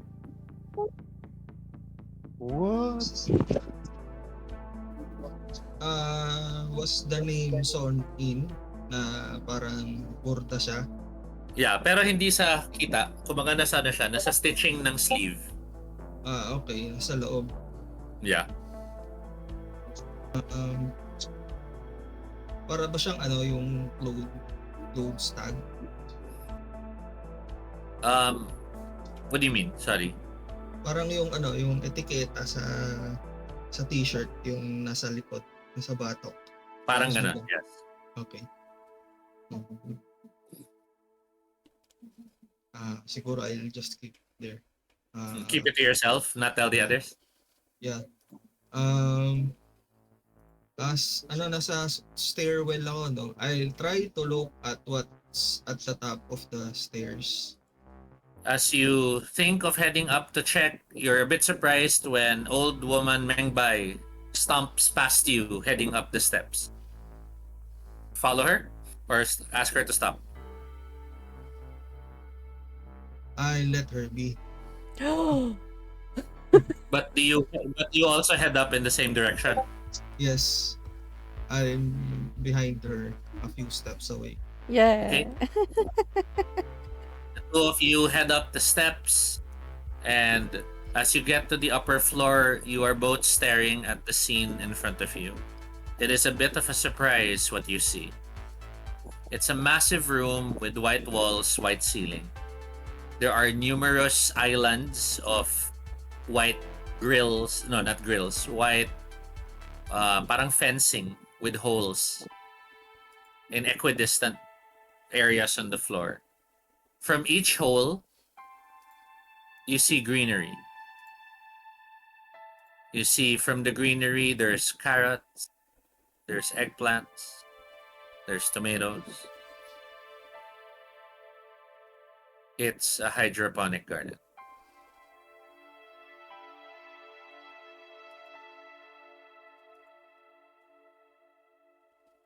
That's the one that Bobby talked about, right? The hydroponic garden. Was it Bobby? Yes. Okay. Bobby was right. There was a garden. Is there a way to remember what else he said about the hydroponic garden? Just that it was a safe place to rest and eat. Oh, I tried to look at the plants in the hydroponic garden. What are the available plants? You see vegetables, eggplants, carrots, tomatoes, lettuce. I will start grabbing the lettuce, and like I try to make a salad. You start creating some food. And you, Fyodor? I'll call on the others, saying I'll tell them I found the hydroponic garden. Down below, Rose looks at you and motions that they'll be heading up. It seems that they're talking right now. You see Mengbai collecting vegetables already, making a salad bowl with her clothes in her arm. Yes, salad. Very good salad. As the two of you start finding the options for food, we cut to downstairs real quick. Felix, you get to Trish. Trish is standing in some of the watery puddles, and she turns and sees you approach. And she has this. The name is Trish. Yeah. I saw you. I saw what you did.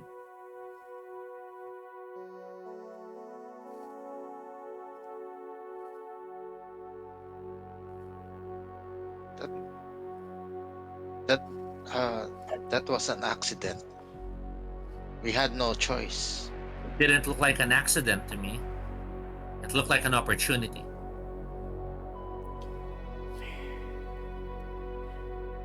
But the alligator is attacking us both.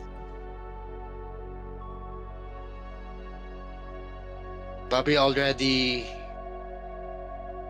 Bobby already sacrificed himself by leaving himself to confront the alligator.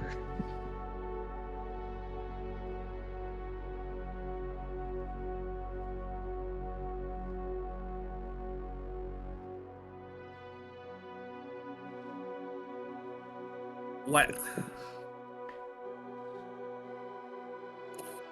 Why did you run back? Was it for him?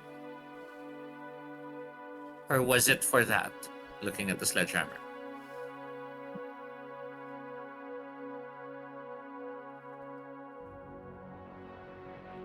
Of course, I ran back to help him.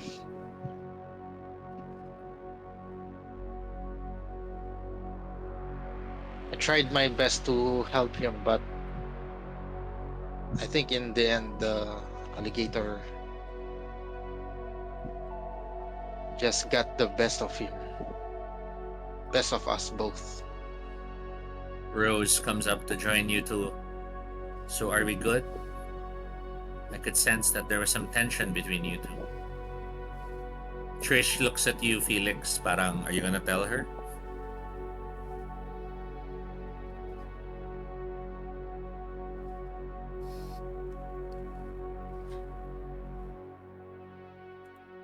Oh, Trish and I was just talking about Bobby and what happened down there. You noticed Trish was about to say something, but parang she chose, sige nga, I'll leave it at that na lang. We're good. Rose motions upstairs. The guys say they found the garden, the hydroponic garden. It's a chance for us to rest and camp for the night.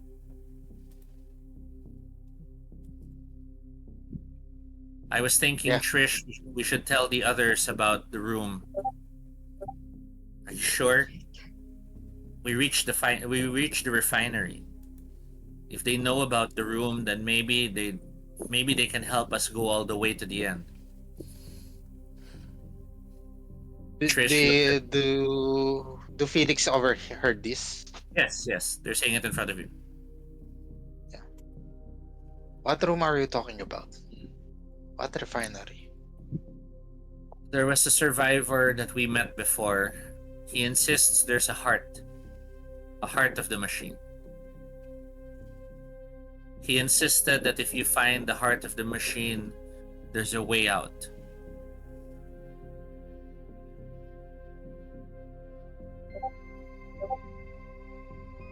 Rose looks at Trish, but the guy who was insisting he saw the heart, I guess the machine didn't like him talking. Supposedly, from what we heard from the other survivors before, the room split in half, separating him into two.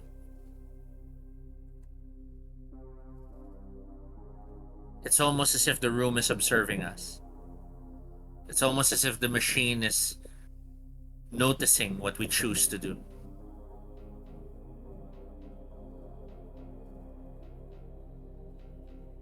I'm starting to sometimes wonder if we're really trapped here or if we're being observed.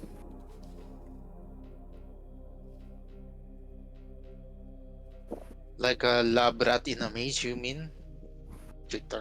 Felix asked. Rose nods and Trish looks at you. At least I know I'm the prettiest rat. She starts heading up the steps.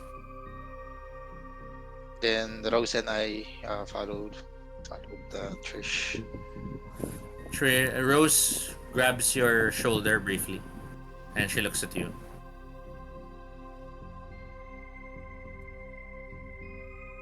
Are you sure you and Trish are okay?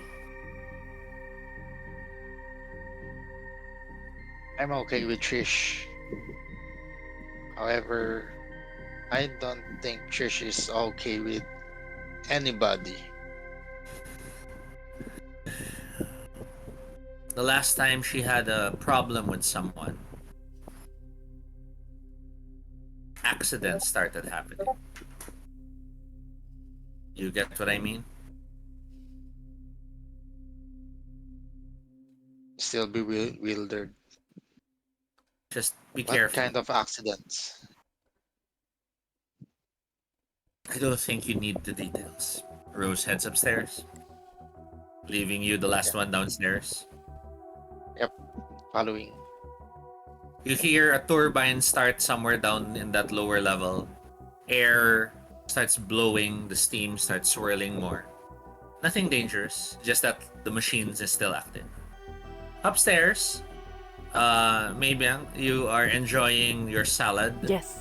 It is nutritious and fresh and crunchy lettuce, which is rare. I make it the way I Uh, would. Like, there would be like a fleeting memory of me making it, and almost like, the way that older grandparents would be, especially of Chinese descent, was like you eat your, like, their sign of love is always giving food. Her mind remembers young boy a young boy at first that she's giving vegetables, and a memory fleets of a very heated conversation similar to what Rose did, where it's like, just because you're older and stuff like that, it flicks back to her and she's confused. She doesn't mhm. remember the name, but a part of her feels like this could be her son or grandson, some Mhm. family member.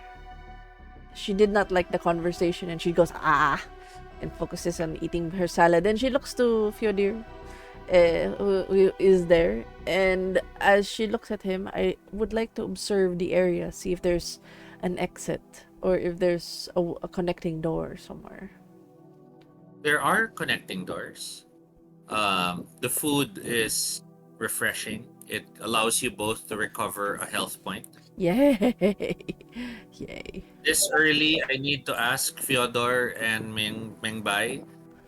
So you both recover a health point Mm-hmm. from the food. Do you put food in one of your slots? Yes. Nagbaon ng gulay. Yes. I will baon gulay. So mark down one of your slots that you started gathering food. It's like one arm is carrying a bunch of gulay. But you mentioned you were looking around at the doorways, and true enough, you find a a group, a pair of people who are at one side, one of the vegetables growing. They have gathered beside what seems to be the garden portion that's growing peppers, bell peppers. Oh. And you see the two of them giggling as they munch on the pepper and they hold each pepper almost like they're trying to connect the two. As the two of you look at the pair, you notice one is almost albino pale, white eyes, white hair, almost bluish pupils. But then the companion is like the direct opposite. The darkest skin you've ever seen this up close, with the darkest hair, black eyes. Not all black, but black pupils. But when the two turn to look at the two of you also both realize that they're completely identical. Are are their clothes ragged as us, or is it? No, their clothes are much more polished. Short sleeves, short pants, but the clothes themselves, they look like they're like cycling outfits. You know, that parang onesie, Mm-hmm. slightly body fit. I The would. two have one pair of hands always clasped together, and the other pair of hands with the peppers as they look at you both. I will They walk both towards them. Like I would approach them. yeah. Fyodor, do you approach as well, or do you keep your distance?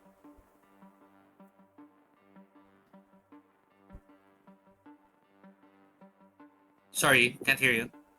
Yeah, I approach to observe. Okay, so both of you approach. The twins glance at you two and smile, and they both in unison say, "You don't look together." No, we are not.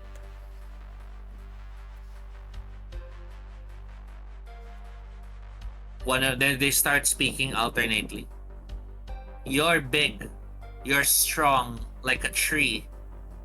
You're small. You're old like rust." Oi. And she kind of just like scowls, like, she's not pleased with the ageism, but she lets it slide. Do you know the way out? We are The two told that look at each other. there is a Then the way two out. look at you two again. So do you know the way Yes, out? How do you get they out? say in unison.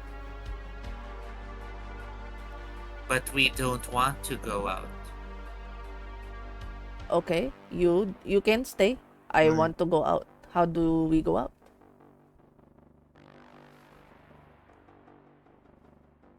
The machine. The machine will let you out. But only if you find its heart. I look at Fyodor like, does this make sense to you at all? It's even the old lady who's very superstitious is like this. I'm lost with this machine in the heart. Is he talking about an engine?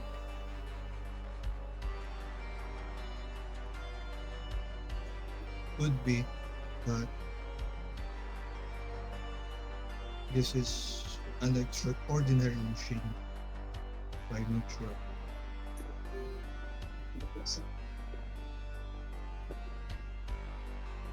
Huh. Which way is the heart?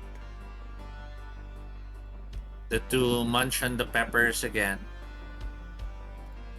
They seem to forget you're there for a moment as they giggle. Munch, munch, giggle. And then they both look at you now. They offer the peppers as an answer. And as they show you the half-eaten peppers, the two they start posing to match the faces the peppers have made. If you're wondering what I mean by faces, check Discord. Oh, okay.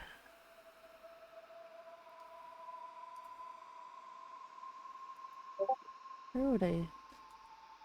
The chat in this call. Oh, okay. It's gonna be tricky because they would Oh, see me okay. open Like chat. I'll figure it out. but they basically hold their faces in that position. Yeah, I sent it in Messenger as well. Oh my god. I have to show this.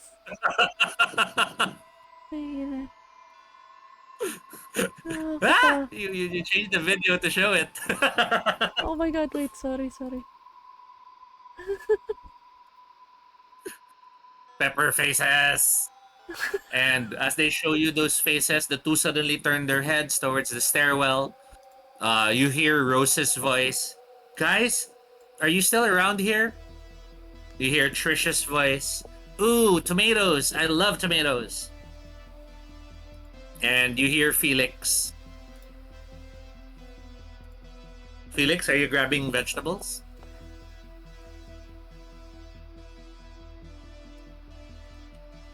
Felix? Sorry, I'm unmuting. Finally, food. You grab and eat as well? Felix grab some. Yeah, grab and eat. Hmm. The twins have not been noticed by the three newcomer. The three. So what do you, Fyodor and Mengbai, do? Seeing the pepper faces and I just go. I repeat the question again. Which way is the heart? One Siamese points to her chest. Here. And the other Siamese says, it's the fastest way there. Do you want me to open it? I nod, assuming they're like, she's not creeped out. She's just thinking like, oh, they're being very helpful. Finally, helpful children. Let's go. Yes, yes. And you, Theodore, are you? How are you reacting to this? You're in the same conversation. He's just confused overall, and mm, he's already looking around, trying to check if trying to look at the doors. Are the doors just doors? There's no like window. Yeah, there's no windows to the other doors. There's no symbols either. You'll just have to choose one of them and walk through. Dark Twin looks at you. So you really want to go to the heart right now? Light Twin holding her chest. The heart of the machine, as you mentioned. I'm looking for the way. Yes. I want to go home. The Dark Twin reaches into the clothes and starts sliding out what seems to be a very thin metal razor.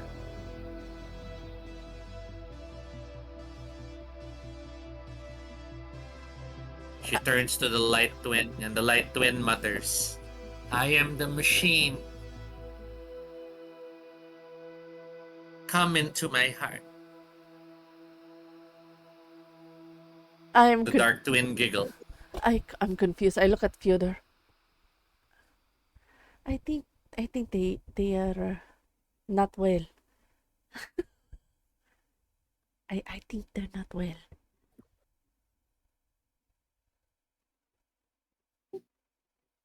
How long have you been here? The two look at you and they smile and they say, we grew up here. And we are now in the machine's image. You see the Dark Twin bringing the blade down to the Lighter Twin's chest. Do you stop him? Yes. How? I hold his hand. Grabbing it, you're surprised at the strength. If you're the size of Dolph Lundgren, the twins are the size of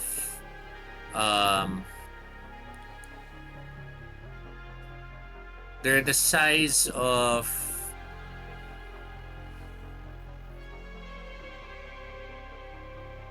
they're like very thin young adults. It could be the Olsen They're twins. probably like yeah, something like that. That sort of body build. Yeah.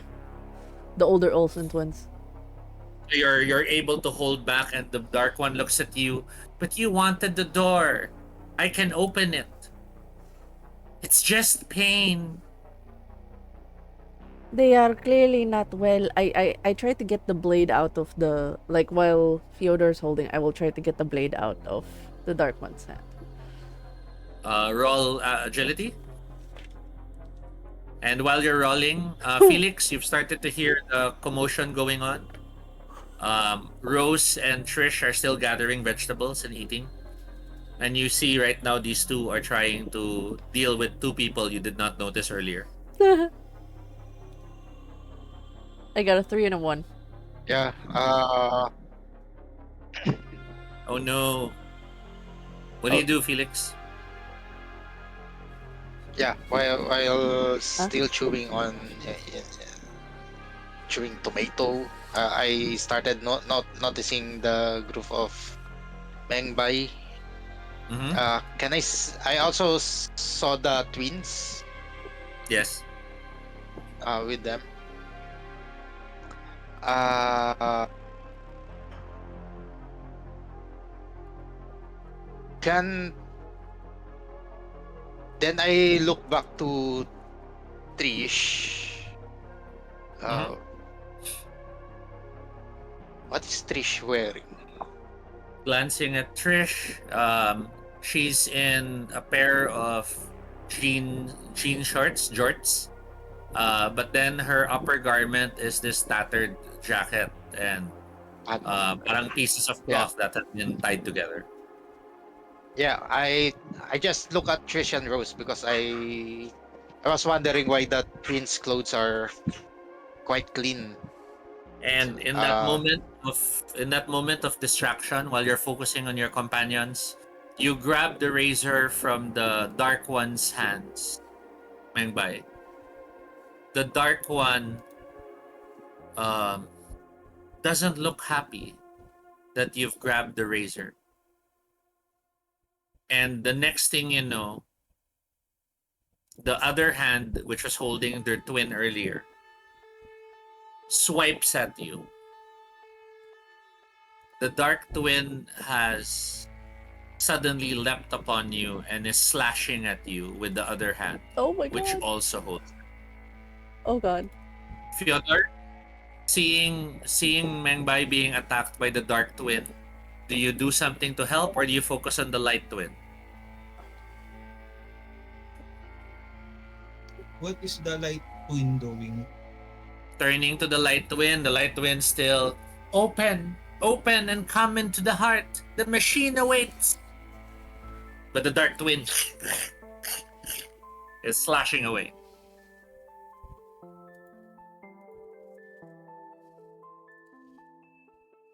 Oh my god. I try to tell the dark one, stop.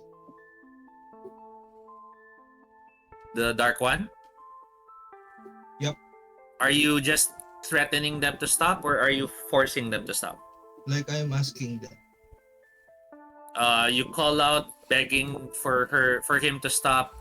The Dark One does not listen and is now starting to laugh with each slash. Mengbei, lose 3 health again. Oh my. Wait, actually. That puts me at 0. What happens?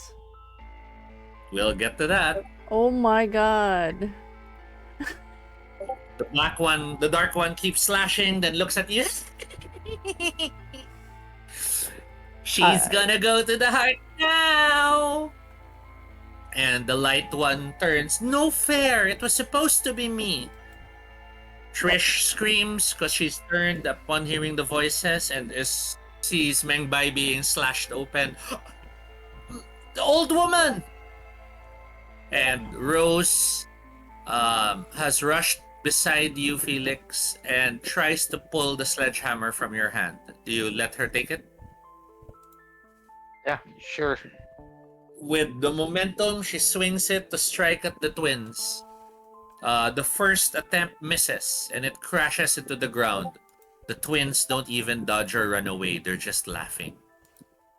Fyodor, you're not sure if Mengbai's still alive. Mengbai's not moving. What do you do? I asked si Trish yun, si Trisha, Yeah. give me the sledgehammer. No, si Rose. Si Rose yung sumugod with the sledgehammer. Si Rose, ayan, si Rose pala. I asked her, give me the sledgehammer. She offers it to you so that you could use it better. The twins are now dancing a circle around Mengbei. It's almost like kids that are, yeah, we did it. They're dancing around her. Felix, this horrific scene is unfolding and you have not done anything. What do you do?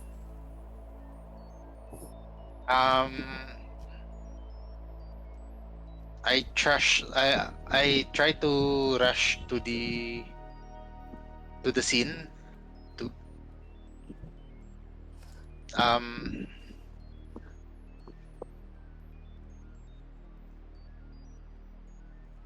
You rush forward and do what? um is Fyodor about to attack them as well? Are you, Fyodor? I'm going to push away the dark one. Siya lang yung may weapon eh. So using the sledgehammer, you're just forcing them back. Okay. Yep. So seeing that's what he's doing, Felix, what do you do?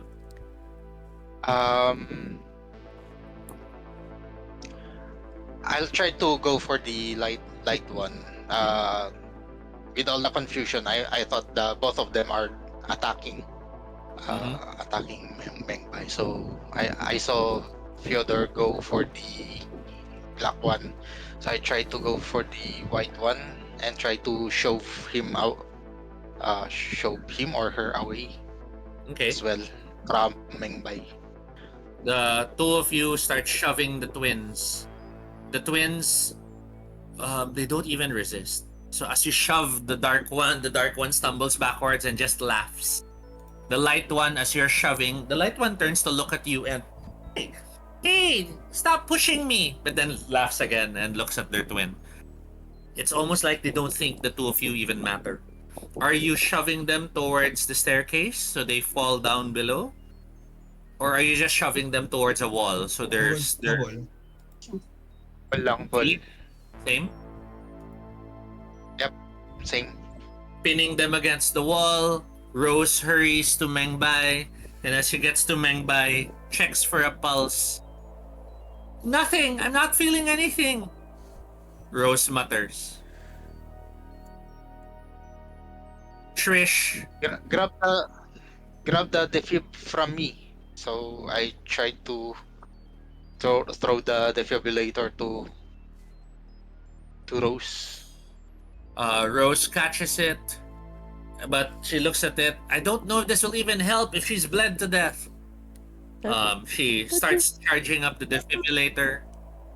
Trish looks down on the ground and sees one of the razors. She gets it. And then she turns to you. Felix, hold her steady. Trish starts heading back to the light twin that you're keeping pinned to the wall. And you see Trish is holding the razor.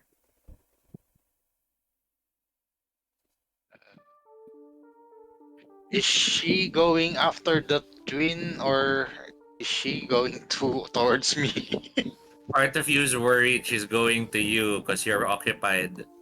But you think she's going to the twin. Trust her for now?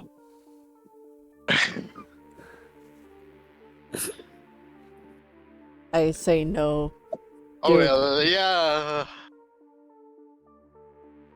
Yes? When no. When Trish is approaching, I try to. Is she trusting the razor or just approaching for now? For now, palapit pa lang. She hasn't used it yet. So you still can reposition if you want to. Yeah. I think I will reposition. I'll turn around so that the white twin faces Rose. Trish. Okay. So your back is against the wall and you're holding the twin. Yeah. The twin, the light twin sees Trish approaching with the razor. Oh! And then the lighter twin looks at you.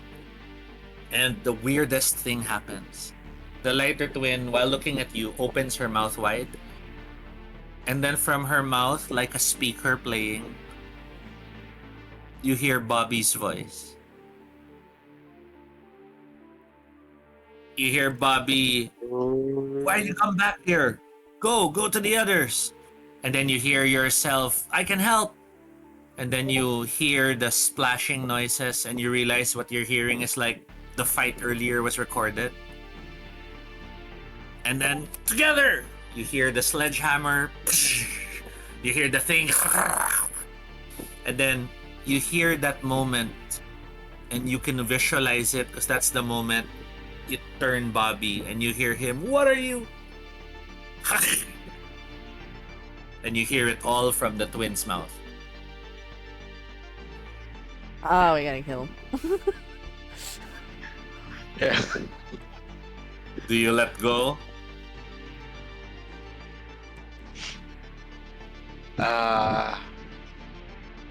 Mew. Yeah, I think I'm letting go. As you stumble against the wall and let go, Trish, of course, no! She rushes towards you with the razor, but the lighter twin starts somersaulting away from the two of you. Fyodor, So weird. you have shoved the dark twin to the wall. And the Dark Twin looks at you and says, "Don't you want to go to the heart of the machine? It's very easy. You just have to stop living."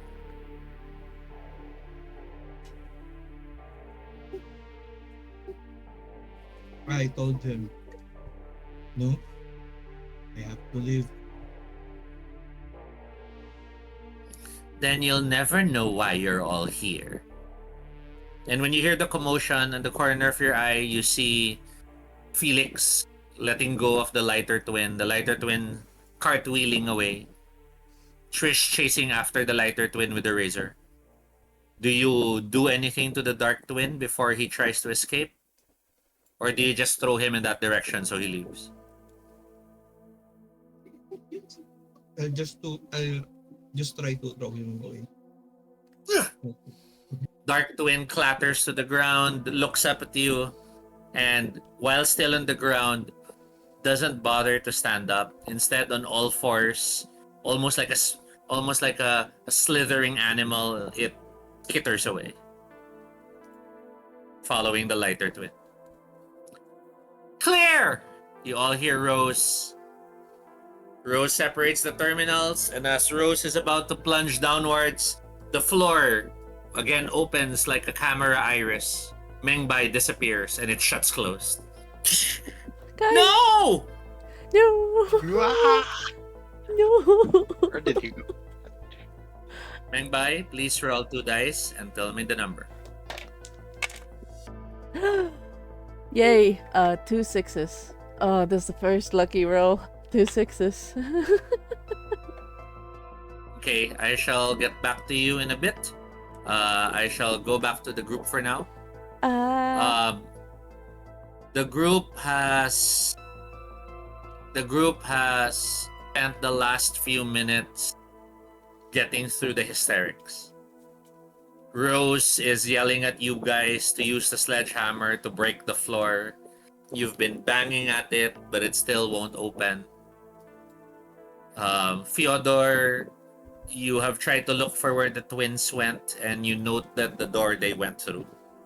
So at least of the 2 doors, one is where the twins went and one isn't.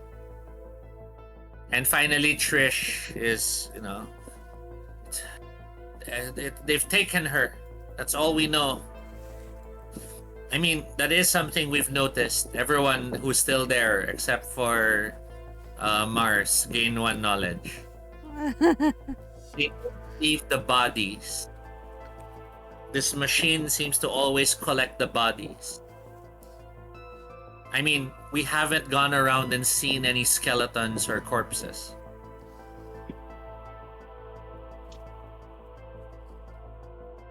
Maybe that is where Bobby was taken as well. Felix Matter. Rose hands you back the defibrillator. I'm sorry. I shouldn't have hesitated. I should have just used it the moment you threw it at me. This is my fault. I'm so sorry.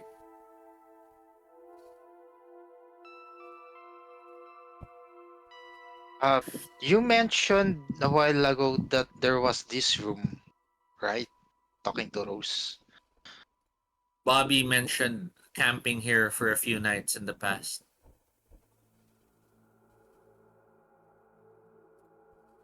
This is my first time here.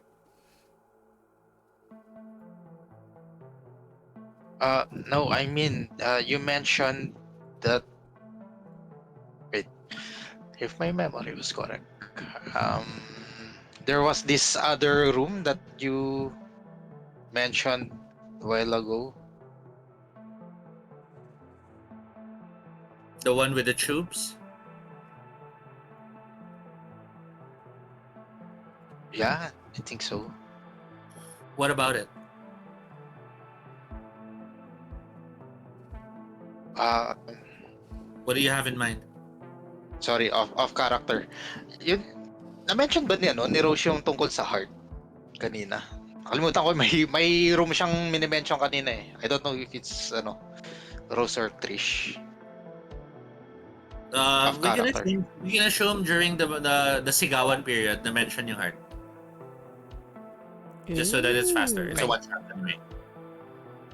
Okay, sige. So you mentioned a while ago about this heart. I also I also heard it from the twins. You think it's real? Um, I now assume that it is. It was mentioned by those two, um, talking about the twins. Trish turns to you, Fyodor. Did the twins say anything else that sounded important? Well, they're saying that we can get out of the machine if we get to its heart, but the way they want, the way to go there. But they're saying that the way to go there is to die. That sounds crazy.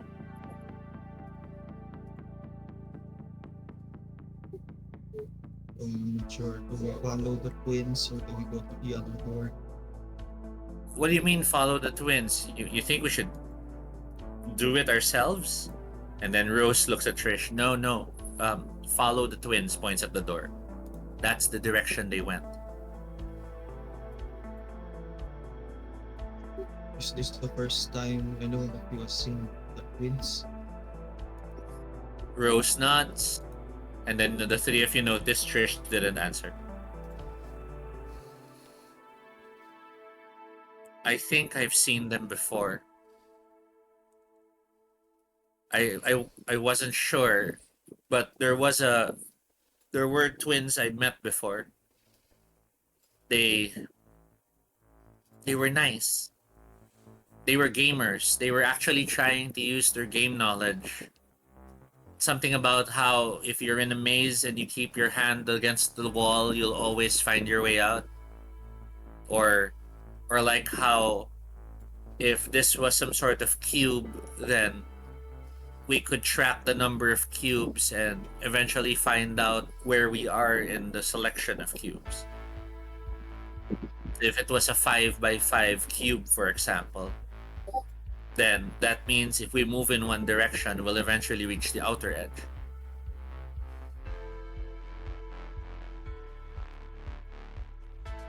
I They disappeared in this room where the floors they kept tilting. It was like it's like those traps people make in farms to catch birds where they have a floor but only one side of the floor is bound to the side so the rest swivels open if you apply weight on it. One twin slipped in and the other one couldn't take losing their sibling, so the other one leapt in after.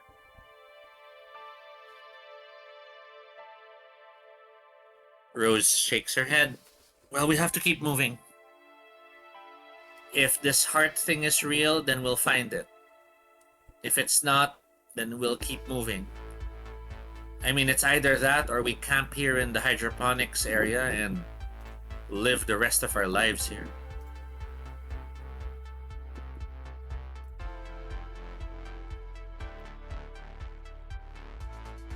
For God's sake, I want to get out of here. You're not the only one. Trish turns to Fyodor. Well, I have to admit, you've been our good luck charm so far. Maybe you can show us where to go next. I say follow the twin. But we You don't point have at the to door go you now. marked. Do we have to go now or do you guys want to camp for a while first before we go? Rose shakes her head. I'm good to go. Trish, my pockets are filled with vegetables, so I'm good to go. And with me as well, Felix said.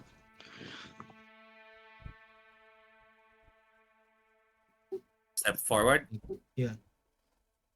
Please roll 2d6 plus knowledge. I Kaming believe. dalawa? O si ano lang? Fyodor. Fyodor. Go! Let's go. That's 4. That's really good. Total?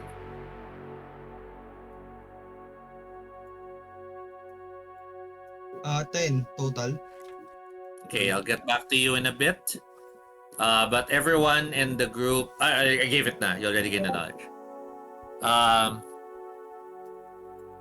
Mars, Yes. your eyes open, Okay. and there is cutting. There are sparks. There are figures in front of you, which at first you were thinking, oh god, it was a nightmare. I got into an accident. I think those are the paramedics.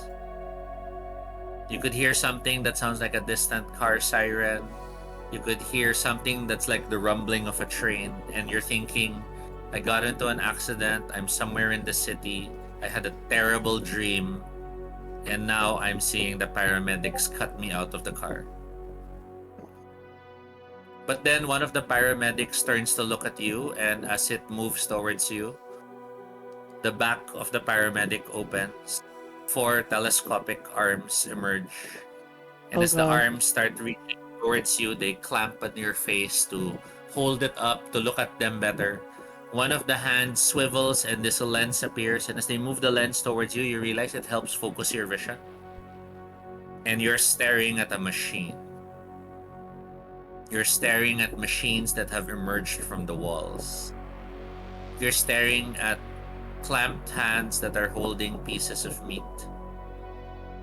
You're staring at tubes that are draining and pumping blood. You're staring at a machine that looks like a doctor with a face mask, consulting a chart. And the chart has the following words: assimilation complete, 72%. Ferrous rods insertion. Matching patterns.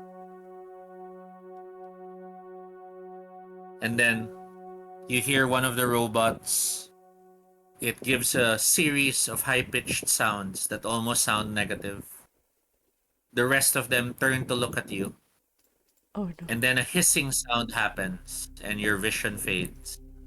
You fall back unconscious. No. No, save me, guys. Save me. Save the old lady, please. Please go to the sheet. Okay. I'll need you to notice the first thing. I have adjusted your health. Do you see it? Yeah. Fill all 6. All 6. Okay, so check all 6. Next, I need you to adjust your strength. Okay. Press delete on the drop down. Okay. Okay, so delete the weak and delete the old weak. Am I gonna morph? Is that what it is? Okay, have you deleted them?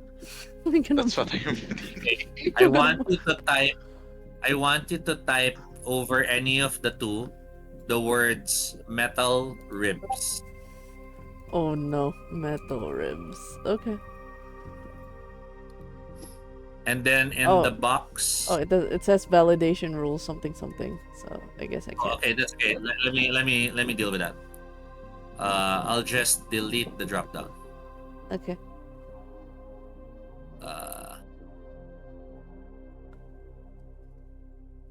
Okay, there. Okay. I'll color the container white. There. Thank you. And then in the box, I'm typing it for you. Wow. Okay, I don't mind. Okay. Okay, cutting back to the group. I have metal ribs now. Let's go. So Rose and Trish looks at the 2 of you. So let's go. As you push the door open, the 2 of you stare at the room that's ahead. You rolled what number again? 10? Yeah, they rolled 10. And total. Yep. You smell a strong smell of carbon in the air. It is almost suffocating. Denma, please roll me 2d6 and tell me the numbers in any order you want. So this is not from the 12 earlier, the 6 and 6. This is a Yes. different one. Yeah, the 6 and 6 is the metal ribs. Okay, I got 3 and 3. 3 and 3. Okay. You hear the hissing. You smell a very strong smell of carbon, of smoke. It's almost painful to the nose for everyone else except you, Mister. I'm in a hazmat suit. But you realize the room is like a channel, and there's the smell of coal being burned not too far away. The entire chamber is clean, but there are glass pipes in many directions, and they're filled with thick black smoke that is swirling through the pipes. So naamoy niyo siya because of the small amounts that still leak out. Okay? On the floor, there is a massive hexagonal shape it looks like a coffin in the shape of a hexagon. And you notice a group of older men and women who are right now staring at this thing, and they're yelling at each other. No, the pattern is this. We have to do this first, then that. Stop it. Everyone, stop pressing things. I'll tell you what to press. I'm the leader. And then one of them, others. And they all look up and see the four of you.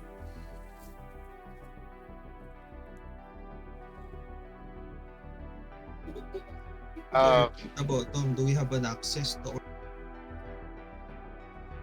None that you don't know of any access codes, none that really come to mind. What are the people wearing? The group. The clothes they're wearing are a mishmash of broken pieces of metal and wire that's been used to make makeshift armor, rags of clothes.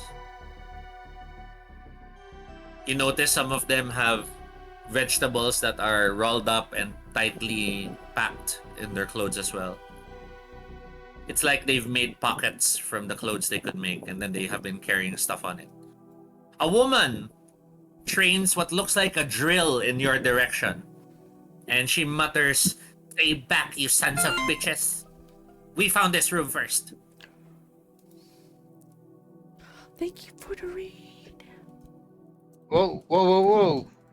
We meant no harm. You just found this room as well. Well, you unfind it now and get out. This is our place. She turns to her companion, spin it, and you see the two other older guys. They have what looks like it's like small wheels with handles, and they start doing that. And as they do that, you hear some sparks, and you see the drill she's holding starting. Okay. So they're forcing open yung door.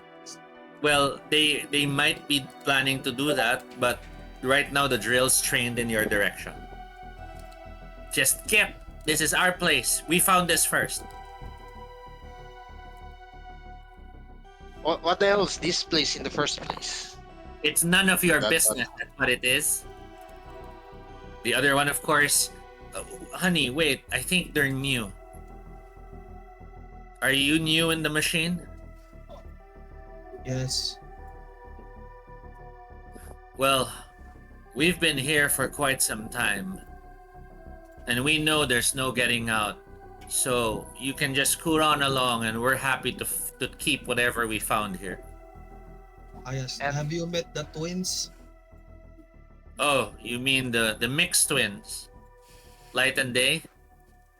Yes. We Can't saw trust those- them go. We saw them going to this room. Oh, that must have been 5 seconds ago at least. Room positions shift every 15 seconds. Unless a door is open.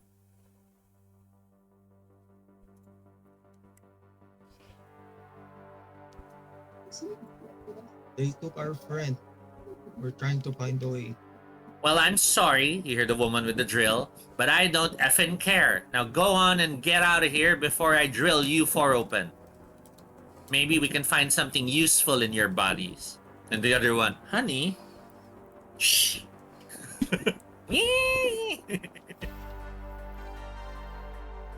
You hear Trish whisper to the three of you, because that's you, Felix, and Rose. We can take him. They're a bunch of old hoes. We can take them. Oh God. Do we choose violence? Let's not waste our Violence. energy. Violence. Violence. Rose, look at the rest of you. God, how long have they been here? I don't know. Mengbai was fairly new here, but she's already old when she woke up in here. You hear Trish, come on, we can take him. Felix has the sled. Felix can rush the woman with the drill. You have the sledgehammer. You could probably hit 3 of them in one go. And I can take the last one. So And we how still many are have there in the how many are there in the room? There's 5 of them, but they're probably all 70 or higher.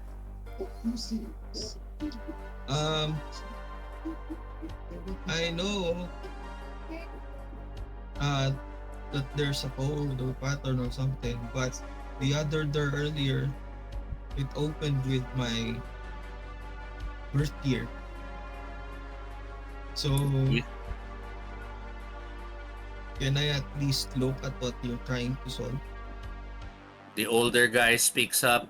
I told you sometimes the answer is just something personal, but none of you wanted to believe me. The old woman looks at you. Felix, is he telling the truth? Felix nuts. Actually, yes. We are wondering ourselves as well. I don't know. I think you're bullshitting me. You both can roll charisma to see if you can convince Good them. luck. Good luck.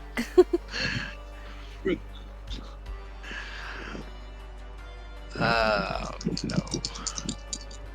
Fyodor, will you choose not to na lang kasi may -2 ka? Yeah. Baka lumala eh. And we can blame Felix. If so, if the roll is bad, we can blame 3 and Felix. 4. 3 and 4. So that's 3 and 4. That's 7. Then you have no bonus, so 7. No. 7. Tell me what you tell them. I'm just trying to convince. Actually, I'm referring to the sensible guy. Trying to convince him. Yeah, what Fyodor's telling the truth. He used his birth year as an access code. Okay, Please guys, believe us. I don't think they're lying. So prove it. Do you have anything else that proves that there's some sort of personal connection to this machine to one of you?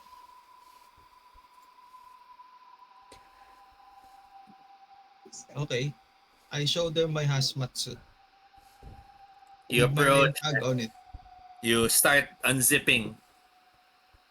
Rose and Trish see what you're doing. Rose looks at you, Felix. Is he bluffing? Are we supposed to rush them the moment they're distracted? Violence. Trish I looks asked at them. you, Felix. Do we do it? Do we do it?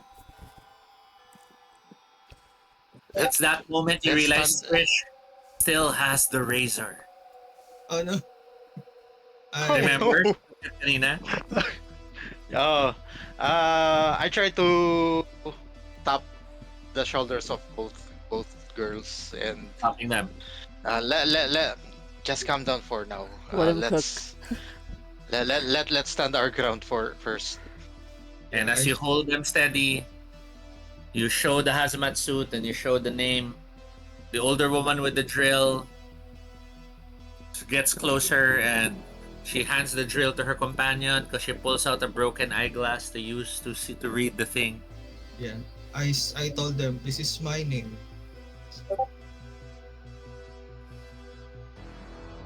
She looks at you. So this is your machine? I don't know. When I got over the corridor, over the oil room, um, this is what the machine has handed me. One of the older men grabs the woman to pull her away from you. The woman's hand ends up hitting the hexagonal coffin. It presses one of the shapes and a sound emits. As the sound emits, both you and Felix realize the sound is familiar. Intelligence can be rolled. Okay.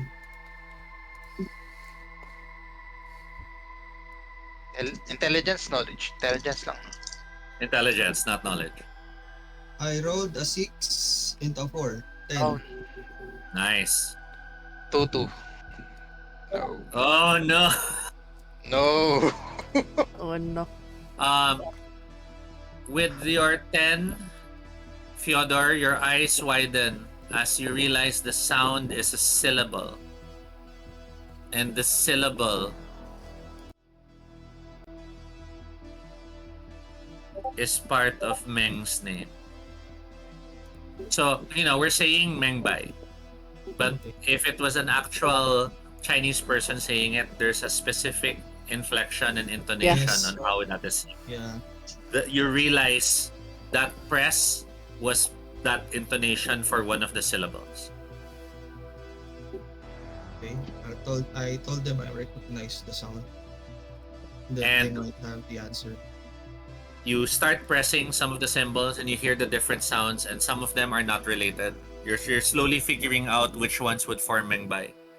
But while you're doing that, Felix, you notice on the floor there is a small button. And the button has yellow and black markings in it for hazard. Ah.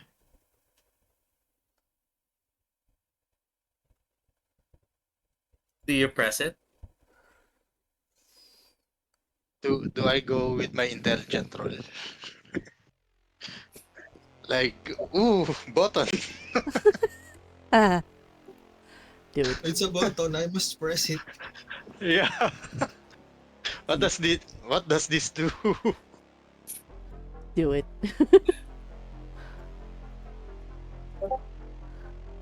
Okay. Press it?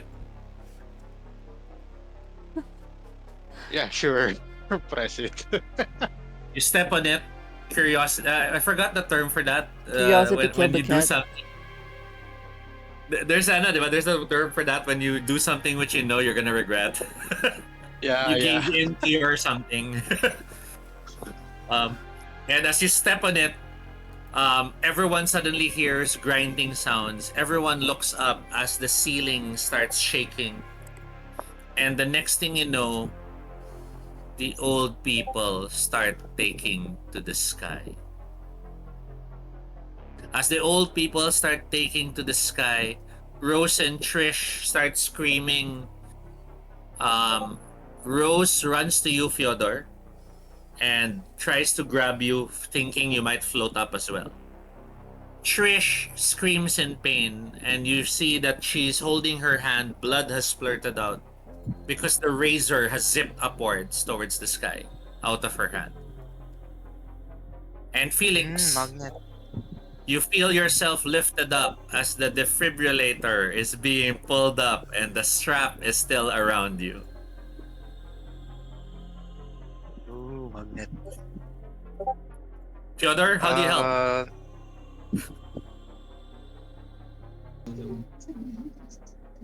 Wait.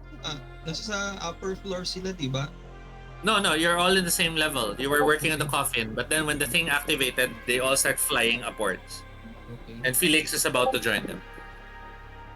I see. Am I near the button? That he pressed, sadly you didn't see what he pressed. You were Okay. busy with the one that had Meng Bai's name. Okay.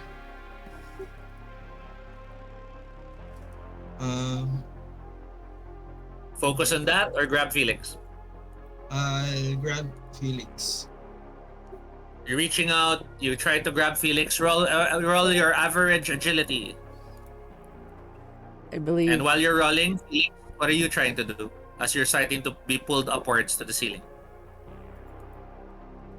Uh, I'm trying to free my because naka-strap. So I'm trying to free the fab. Okay. 10. Roll your superior agility. Fyodor, you roll 10. Yep, 10. You reach out and grab Felix's leg, which becomes helpful for Felix for purchase to adjust and start getting the strap out. What's your roll, Yeah. Felix? 2 and 6, 8, Oh, lovely. 10. Yeah. As the defibrillator flies upwards and the two of you drop down onto the coffin, the humming sound continues and you see them all still pushed against it because remember their armor has metal and stuff. Get us down from here! Help us! You hear the other one, oh my god, my pacemaker! And as the magnet continues to get stronger and stronger and stronger, you're starting to hear metal things bending towards the magnet stronger. The coffin in front of you all now lights up. And you see, it's like those old telegraph machines. The things spin and then letters appear.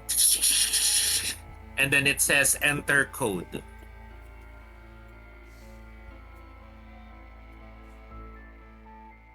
Ooh.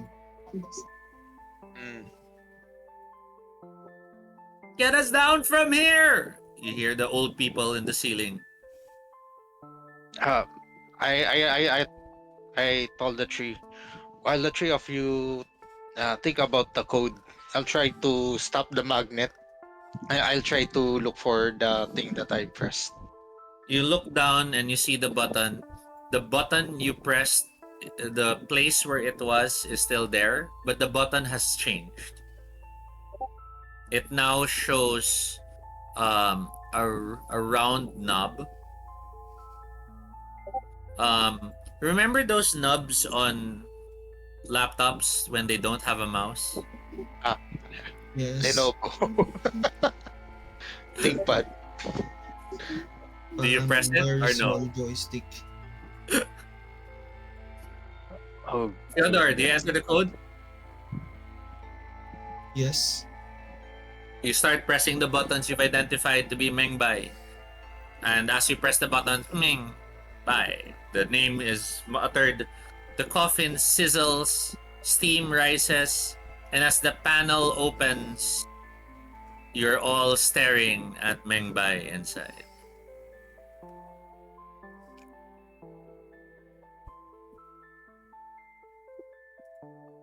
Meng Bai slowly begins to rise, like she's levitating out of the coffin. he shouted, Meng Bai! Rose, of course, how the hell? How is she in there? Trish, that was her name. The code was her name? Yes. As she rises out of the coffin and is now chest high for all of you, Felix, do you press the knob? And I saw Meng Bai, I hesitated. Okay. First. Meng Bai, your eyes open wide. You're starting to hear familiar voices. In the ceiling, you see people who are pinned onto the ceiling, struggling as metal crushes against them and blood starts to ooze out of them.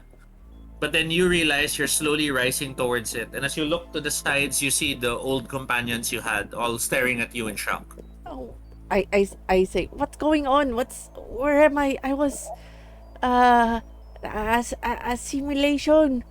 A Rose simulation. yells out, "Oh my god, she's still alive!" And she starts reaching for you. Get me down. What's going on? Why am I floating? Like, I'm so confused. Is there a way Rose for me to grabs hold grab of down? you and- Can I grab to Yeah, the Rose- I want to grab her hand. Well, yeah, as Rose grabs hold of you, you grab hold of her. She's pulling you, and you feel your chest is being drawn to the ceiling. I clasp as if, As you hold your chest to see why, your hand hits the what would be rib, and instead, you know how it is sometimes when you sit down and then wala palang cushion, bakal yung chair. Yeah. So you feel suddenly how hard it is underneath. That's what you feel. Help me! Help me! She's going up for some reason. Do, do Felix and Fyodor realize that Mengbai is like parang cyborg or metal na yung ano niya? How You how how how does she look like? with your average, oh wait, you are precise with your agility. Yes, you notice as the others start grabbing hold of her. From the shreds of the clothing, you could see metal jutting out from the skin on her back and chest. Then that's the time Felix realized that he has to stop the magnet. So he tried to press the button once again. What direction do you hit the nub? Hanap na pala siya, no? Hindi siya yung ganun. Yes. Eesh. Mm, Towards the you, door. away from you, towards the left, towards the right.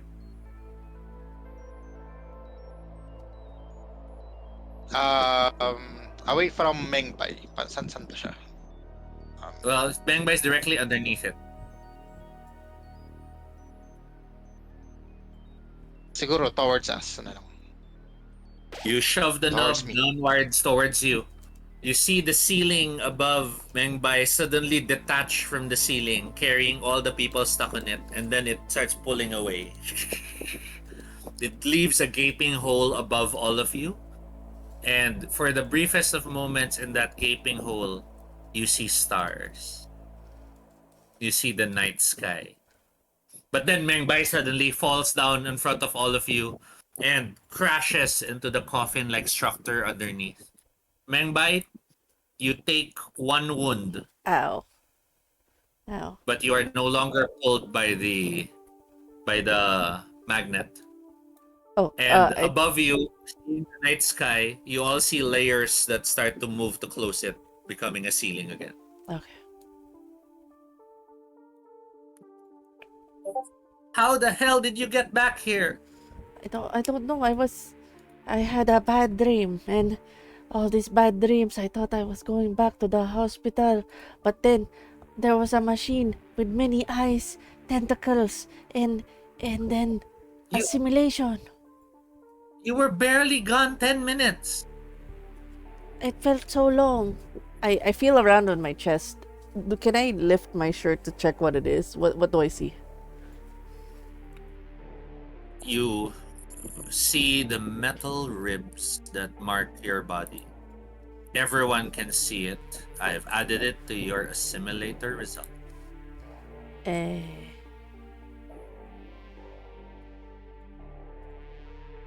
Ooh. What has happened to you? Uh, You've changed. I've been assimilated. I saw the machine. I fell asleep. There were rods.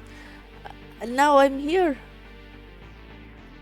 You all hear a heavy bang, and in the distance, you see a metal door.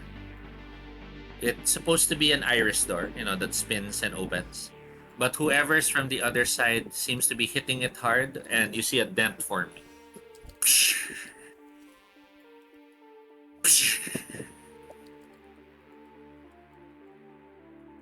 We should talk while we're running. You hear Rose.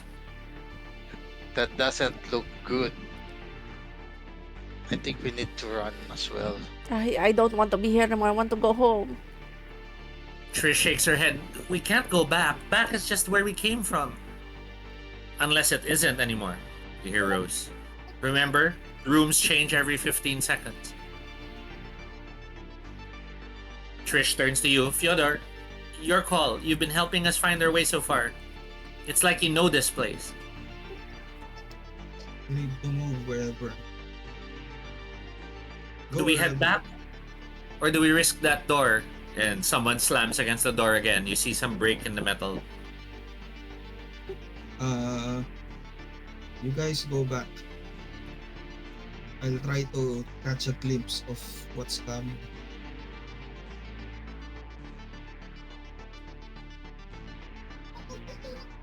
Oh. Parang ano, I'll go back din naman. Kaya lang, I want to see first what's about to go out of that door. I will be protective Then, of Fyodor, because Fyodor reminds me of that grandson or son that I argued in my head. Says, "No, I will stay with you.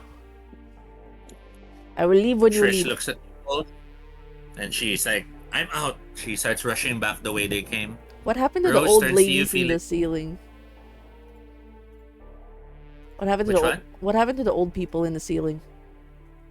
They're gone. The ceiling pulled away. Okay. As he moved the knob backwards, it detached and went in that direction. Rip all. Oh, they're gone.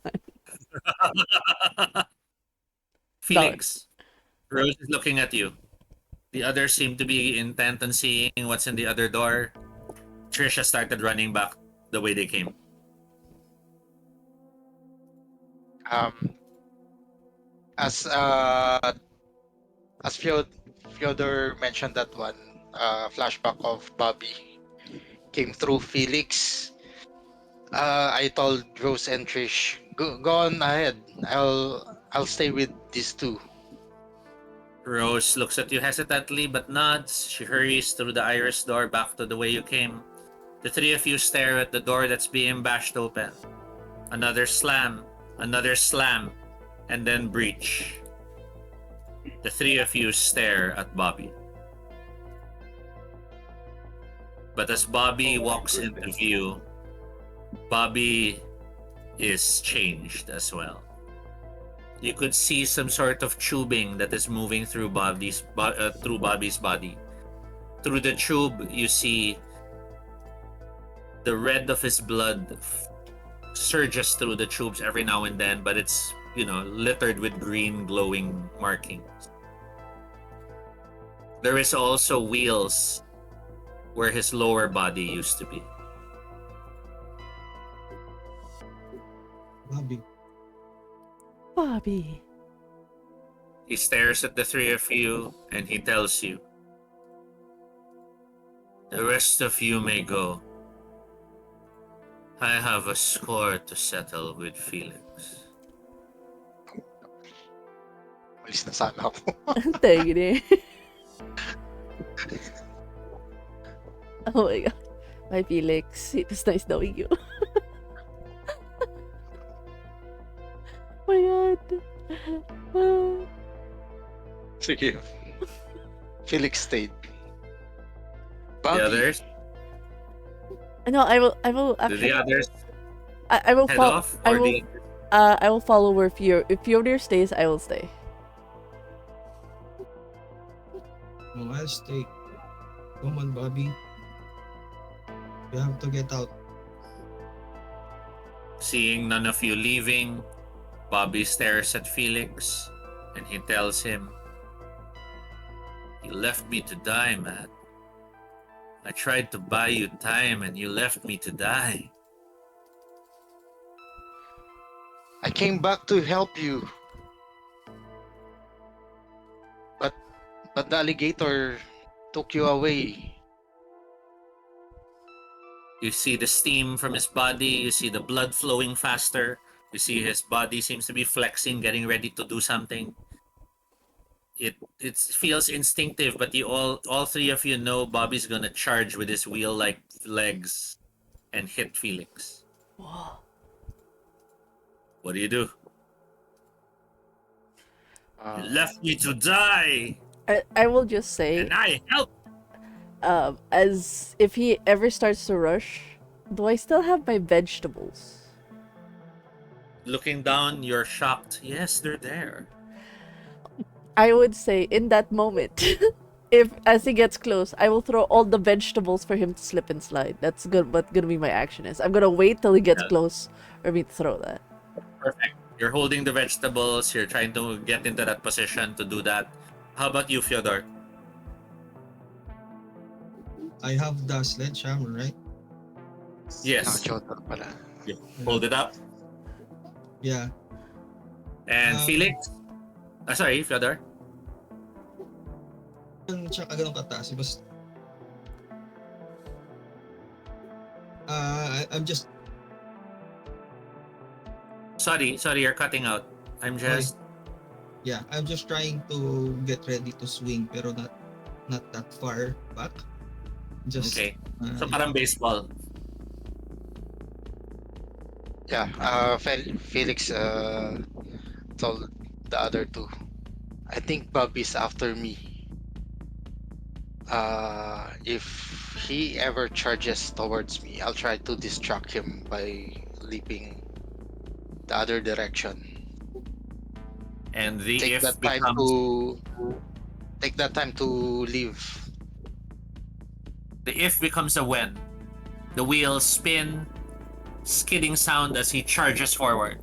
And as he charges forward, Felix, roll agility. Is there a help action? Is there a help action? Because apparently no. Apocalypse has a help action.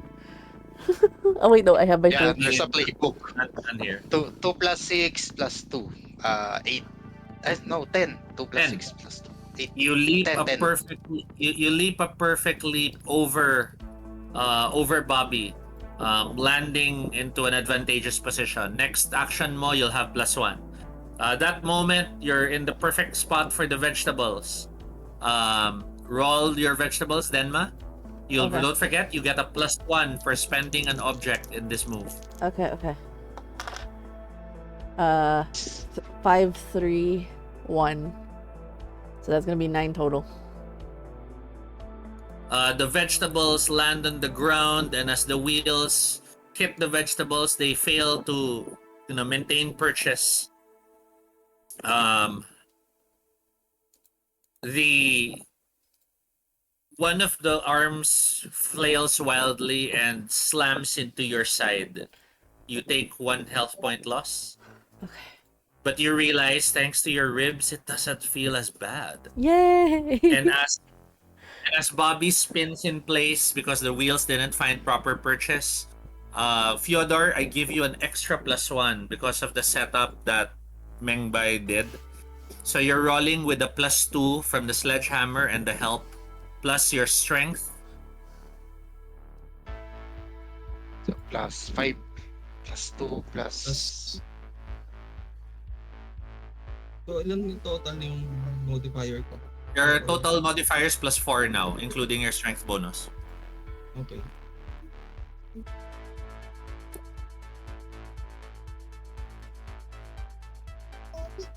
$11 plus 4, 15. Nice. Oh my The god. ham, What? the That's so hammer, high. where do you slam it? Where do you slam it into? Towards his torso.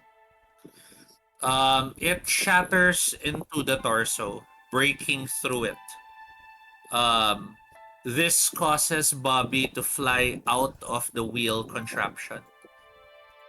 His lower body was still there, but was stapled into itself, parang folded jeans. So when he lands on the ground, separate from the wheels are stuck spinning in place. Bobby is staring at the ceiling. The tubes are broken and they're spilling out the green tinted blood. As he mutters, "So much rage, so much anger. It's... He broke me free from it." But the three of you are staring at him and you're seeing, separated from the lower machine, the blood is just turning the full floor red. Do you rush off or do you try to talk to him, console him?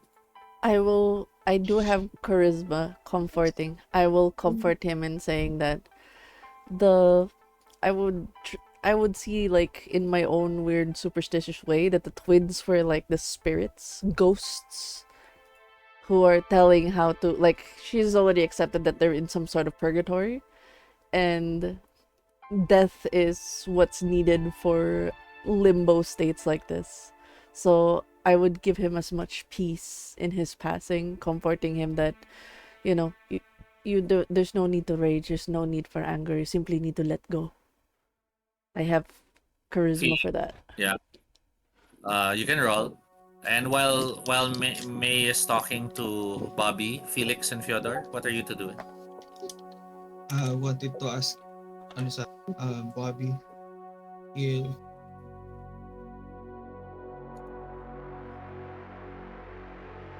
Oh, she you got Oh, have I'm cut off. sorry. things. You Sorry. cut out again.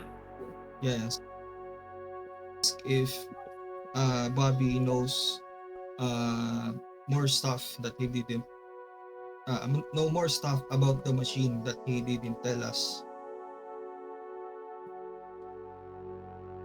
I think the rumors were true. I think death isn't death here. He reaches for Meng's hand. What is your roll, Meng? I rolled a 5 and a 2, and I have +2, so it'll be a 9. I just comfort him. He holds your hand tight and he tells you, maybe you're right. Maybe this is some sort of purgatory. Maybe it was a machine god all along. Maybe the heart is the way out. And we just have to. Then he falls silent. His eyes are now unblinkingly staring at the ceiling. I close his eyes, and I put his hand on his chest. Felix? I just approached the two of them.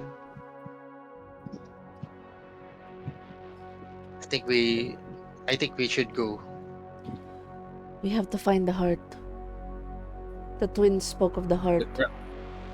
We must get The to ground the heart. shifts. You see the panels on the floor around Bobby starting to move. Do you let go, Meng? I look at the others. I'm not letting go. I feel like it's meta knowledge though, because like I realized I fell into the iris thing as an unconscious person, but I'm not gonna let go as cinematic of like, no, I'm not letting go of this dead Yeah, person. yeah. And then Felix realized that the same thing happened to Mengbai when the floor opened. I think this is where the heart goes. So You grab also, Felix did. Yeah. and then Fyodor, seeing the Um, two grabbing hold onto Bobby before the floor takes him. Do you join them? yes. You rush forward, you grab their hands, the floor begins to open, the three of you are pulled inside, and you disappear. In the other room, Rose and Trish are looking worriedly at the door. Rose, of course, fuck! They're not there! Trish, what? But we're just outside. We told them we'll wait for them. 15 seconds, remember? It's a different room now. She opens the door, and as she opens it, one, she's right. It's not the coffin room where you all were. But two, it's also not empty. She gasps as she stares at the figure standing at the door. It is a beautifully masculine man with perfect muscles, hairy forearms, boxer shorts. But where the head should be, there's a video camera-like device. Where the arms and the midsection should be, there's a spinning gyroscope. The two gasp as they stare at the figure. The figure looks at them. And then the figure raises his arms to grab them. As they scream and as they run away and leave, the camera lingers in the scene a bit longer. We hear a voice speak. Population.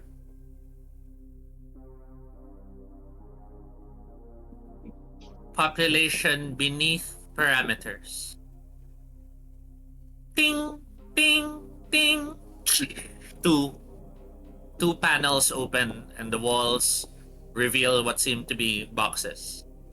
As the boxes open, we see two people waking up. They're looking around and they start to panic. Their first time here. As they scream and as they start to wonder what the hell's going on, a door opens. Each of you, please roll 2d6. The last roll for the game. Uh, 7. You got... Sorry. Two numbers. Oh, 4 and 3. 4 Two, and 5. 3. Okay, one moment. Mine is 5 and 6.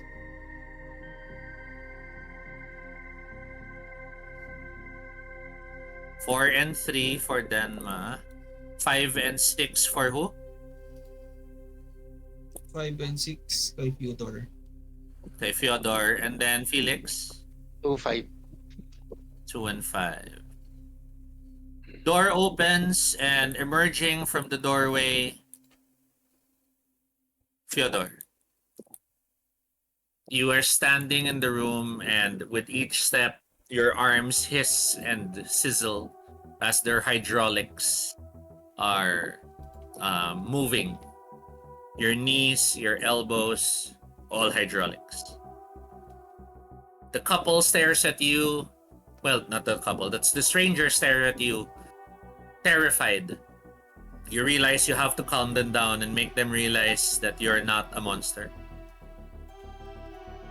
You try to, talk to them, but as you raise your hands, you hear the hissing sound of the hydraulics. Ah! They're screaming. They run for the door, and that's where they bump into you, Felix. Standing in the archway, they see a friendly human face. What is that thing? Where the hell are we? But then as you raise your hands to show them to stay calm, you're like Edward Scissorhands. Each finger is a different tool: a drill, a screwdriver, a hammer. And as they twirl and activate, as you try to tell them to calm down, the two of you realize, yes, the machine had assimilated you both, had changed you. You have retained your personalities. But then, you all hear the squeaking wheels. You turn to see a doorway open, and Mengbei comes into view. Mengbai's entire lower body has been replaced with a massive set of wheels. In this game, for each assimilation, you'll notice there is an attribute. So that attribute changes, and your stat in that attribute becomes +4 for the rest of the game. So Felix, your intelligence would have now from average become +4.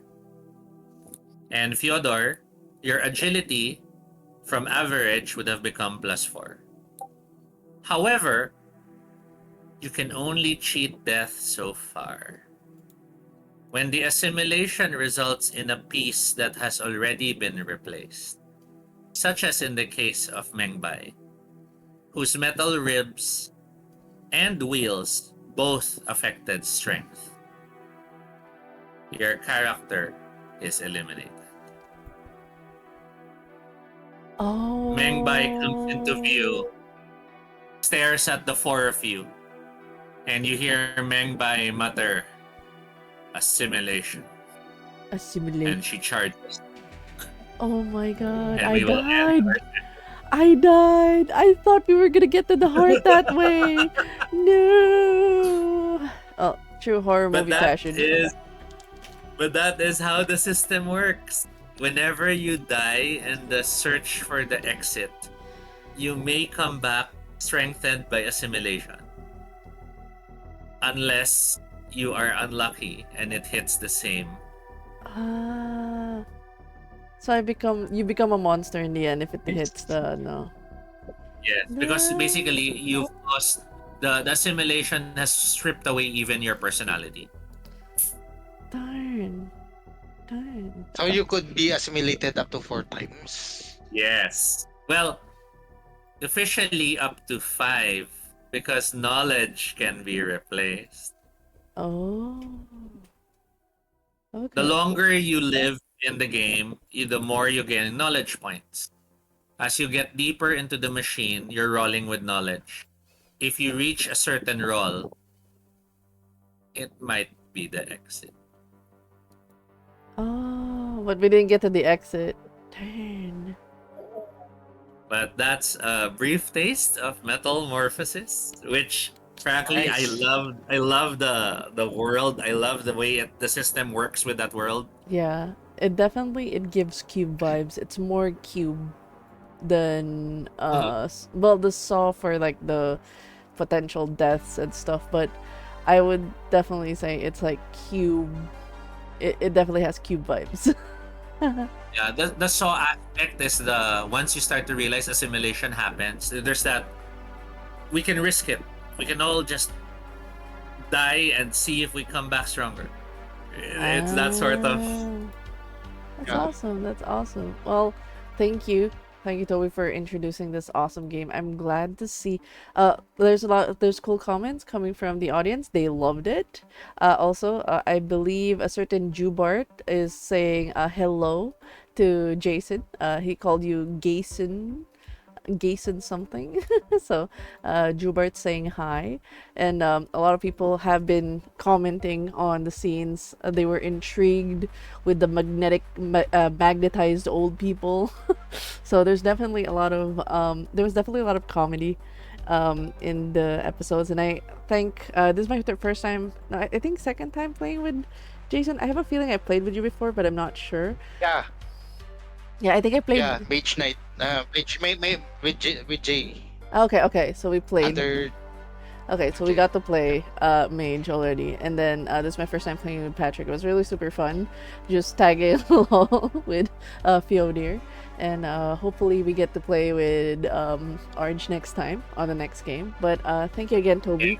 Thank you so much for running this game, and I believe you will be having more one shots. Where can people find you for your games? oh. So on Facebook, you can always try joining tag sessions. There's a small quiz that I use there to make sure it's gamers who join. But I usually announce on that group when there are openings for one shots. It's not often because there's so many things going on, and I do have 4 ongoing long-term campaigns. But I Yeah, always enjoy having the chance to try new things, especially when it's such a rich world with a system that really makes that world come alive. yeah, So and thanks to gotcha. you, I got introduced with a lot of mutant Chiron games. So thank you for that. So yeah, if you guys want to check out more, you can check out Tag Sessions. And thank you again for the players that will be joining us. We are gonna be raiding out to Yin. Yin is currently she's a Filipino streamer, and she is currently playing some Fortnite. You know, the battle royale, just as we were going through our own battle royale. Um, so yeah, thank you for that. And With a side shopper. yeah, exactly, exactly. And just one more thing. Next week I will be celebrating International Women's Day over at Jack Square Peg, where I will be running Dorian Hotel. We will still continue The Walking Dead for the shenanigans on Wednesday, and tomorrow we'll be hanging out with Rob and Shirley, where we'll be doing some cave diving. If anyone knows the meme, we'll be doing some cave diving in Astroneers. And yeah, thank you again to the players. I hope you guys enjoyed, and we'll see you guys on the next stream. Bye. Thanks, Toby. Thanks, Magnets everyone. are Stay evil. safe.